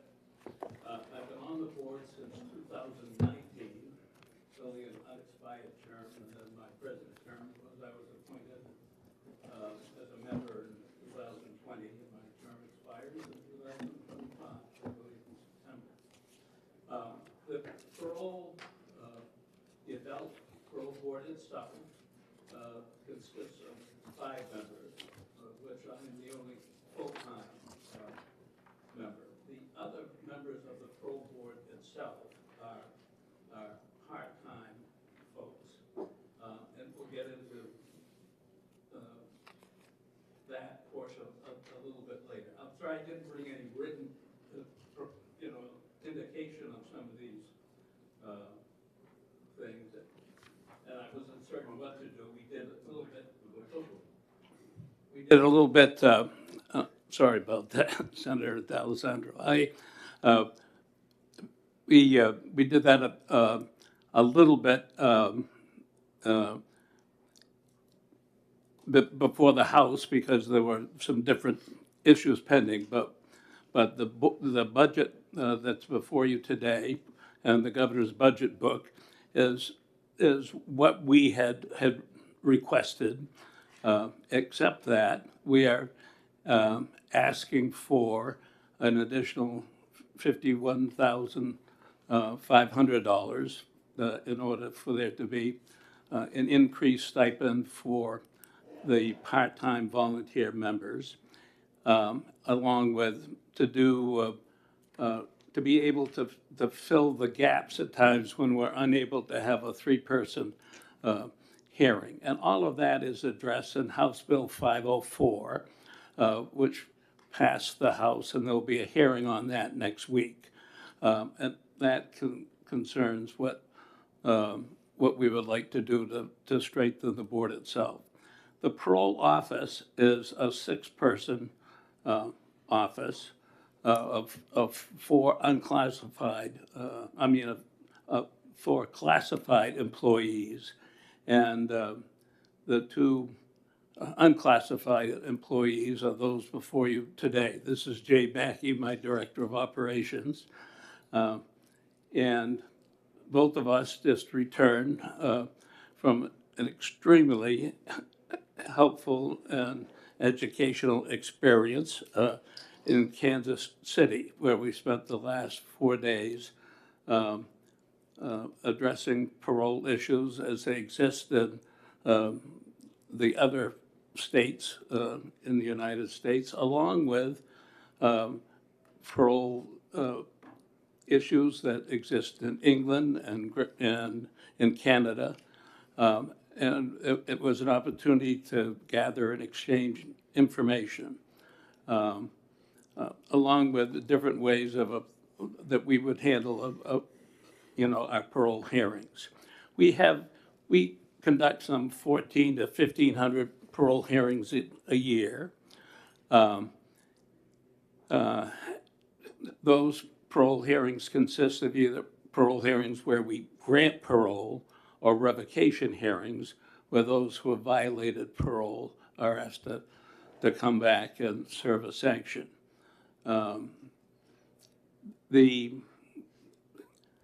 Comparing that with other states, we noticed that we have hearings that, where we only assign 20 minutes to go to discuss whether or not a parolee should go out on parole.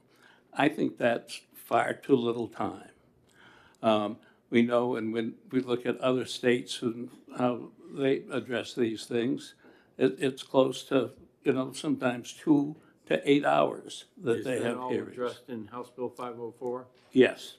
Then we don't need to mention it here. We'll have that discussion at that time. Right. So that's, I just wanted to bring all these things to the board's, to the committee's attention, and I'm happy to answer any questions about our proposed budget. All right, the questions from the senators? Seeing none, thank you very much. All right. And as I said before, I've asked the Housing Finance Authority to come forward and give us a little brief. Yeah. Thank you.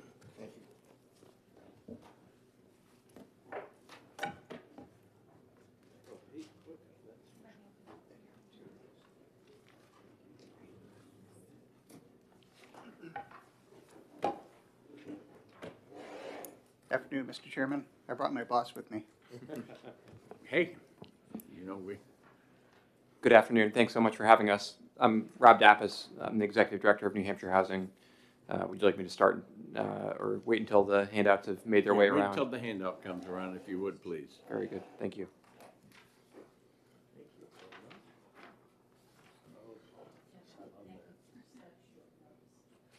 You're welcome. Yeah, we appreciate the opportunity. Yes. Thank you.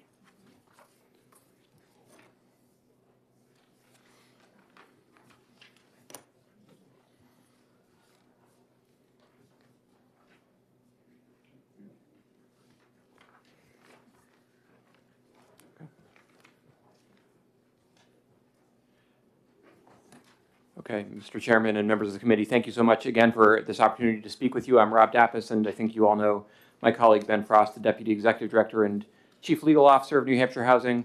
For those who don't know our organization especially well, we're an independent, self-supporting corporation that was created by state law in 1981. We have a mission to finance, promote, and support housing solutions for the people of New Hampshire. And we run a range of programs, including the financing of affordable housing, home ownership programs primarily focused on first-time home buyers, and rental assistance, voucher programs for those areas of the state, especially not served by a local housing authority, and primarily serving the elderly and those with a disability. We're here today to talk about three particular programs or items which are part of the conversation with respect to the budget, and then we'd be happy to answer questions. The three aspects of the budget conversation that we'd like to touch on are the Affordable Housing Fund, the Historic Housing Tax Credit, both of which were included in Senate Bill 231 and in the governor's budget proposal, and the Homeownership Innovation Fund that's included in Senate Bill 202. The Affordable Housing Fund is a revolving fund, and I think each of you have a handout that was on the top of the pile of papers that was handed around just now. Established in the 1980s, and I want to start by acknowledging the historic investments that the legislature and governor have made just in the past few years. So the $62 million or so that has been appropriated to the Affordable Housing Fund in its history, almost half of that was in the last biennium.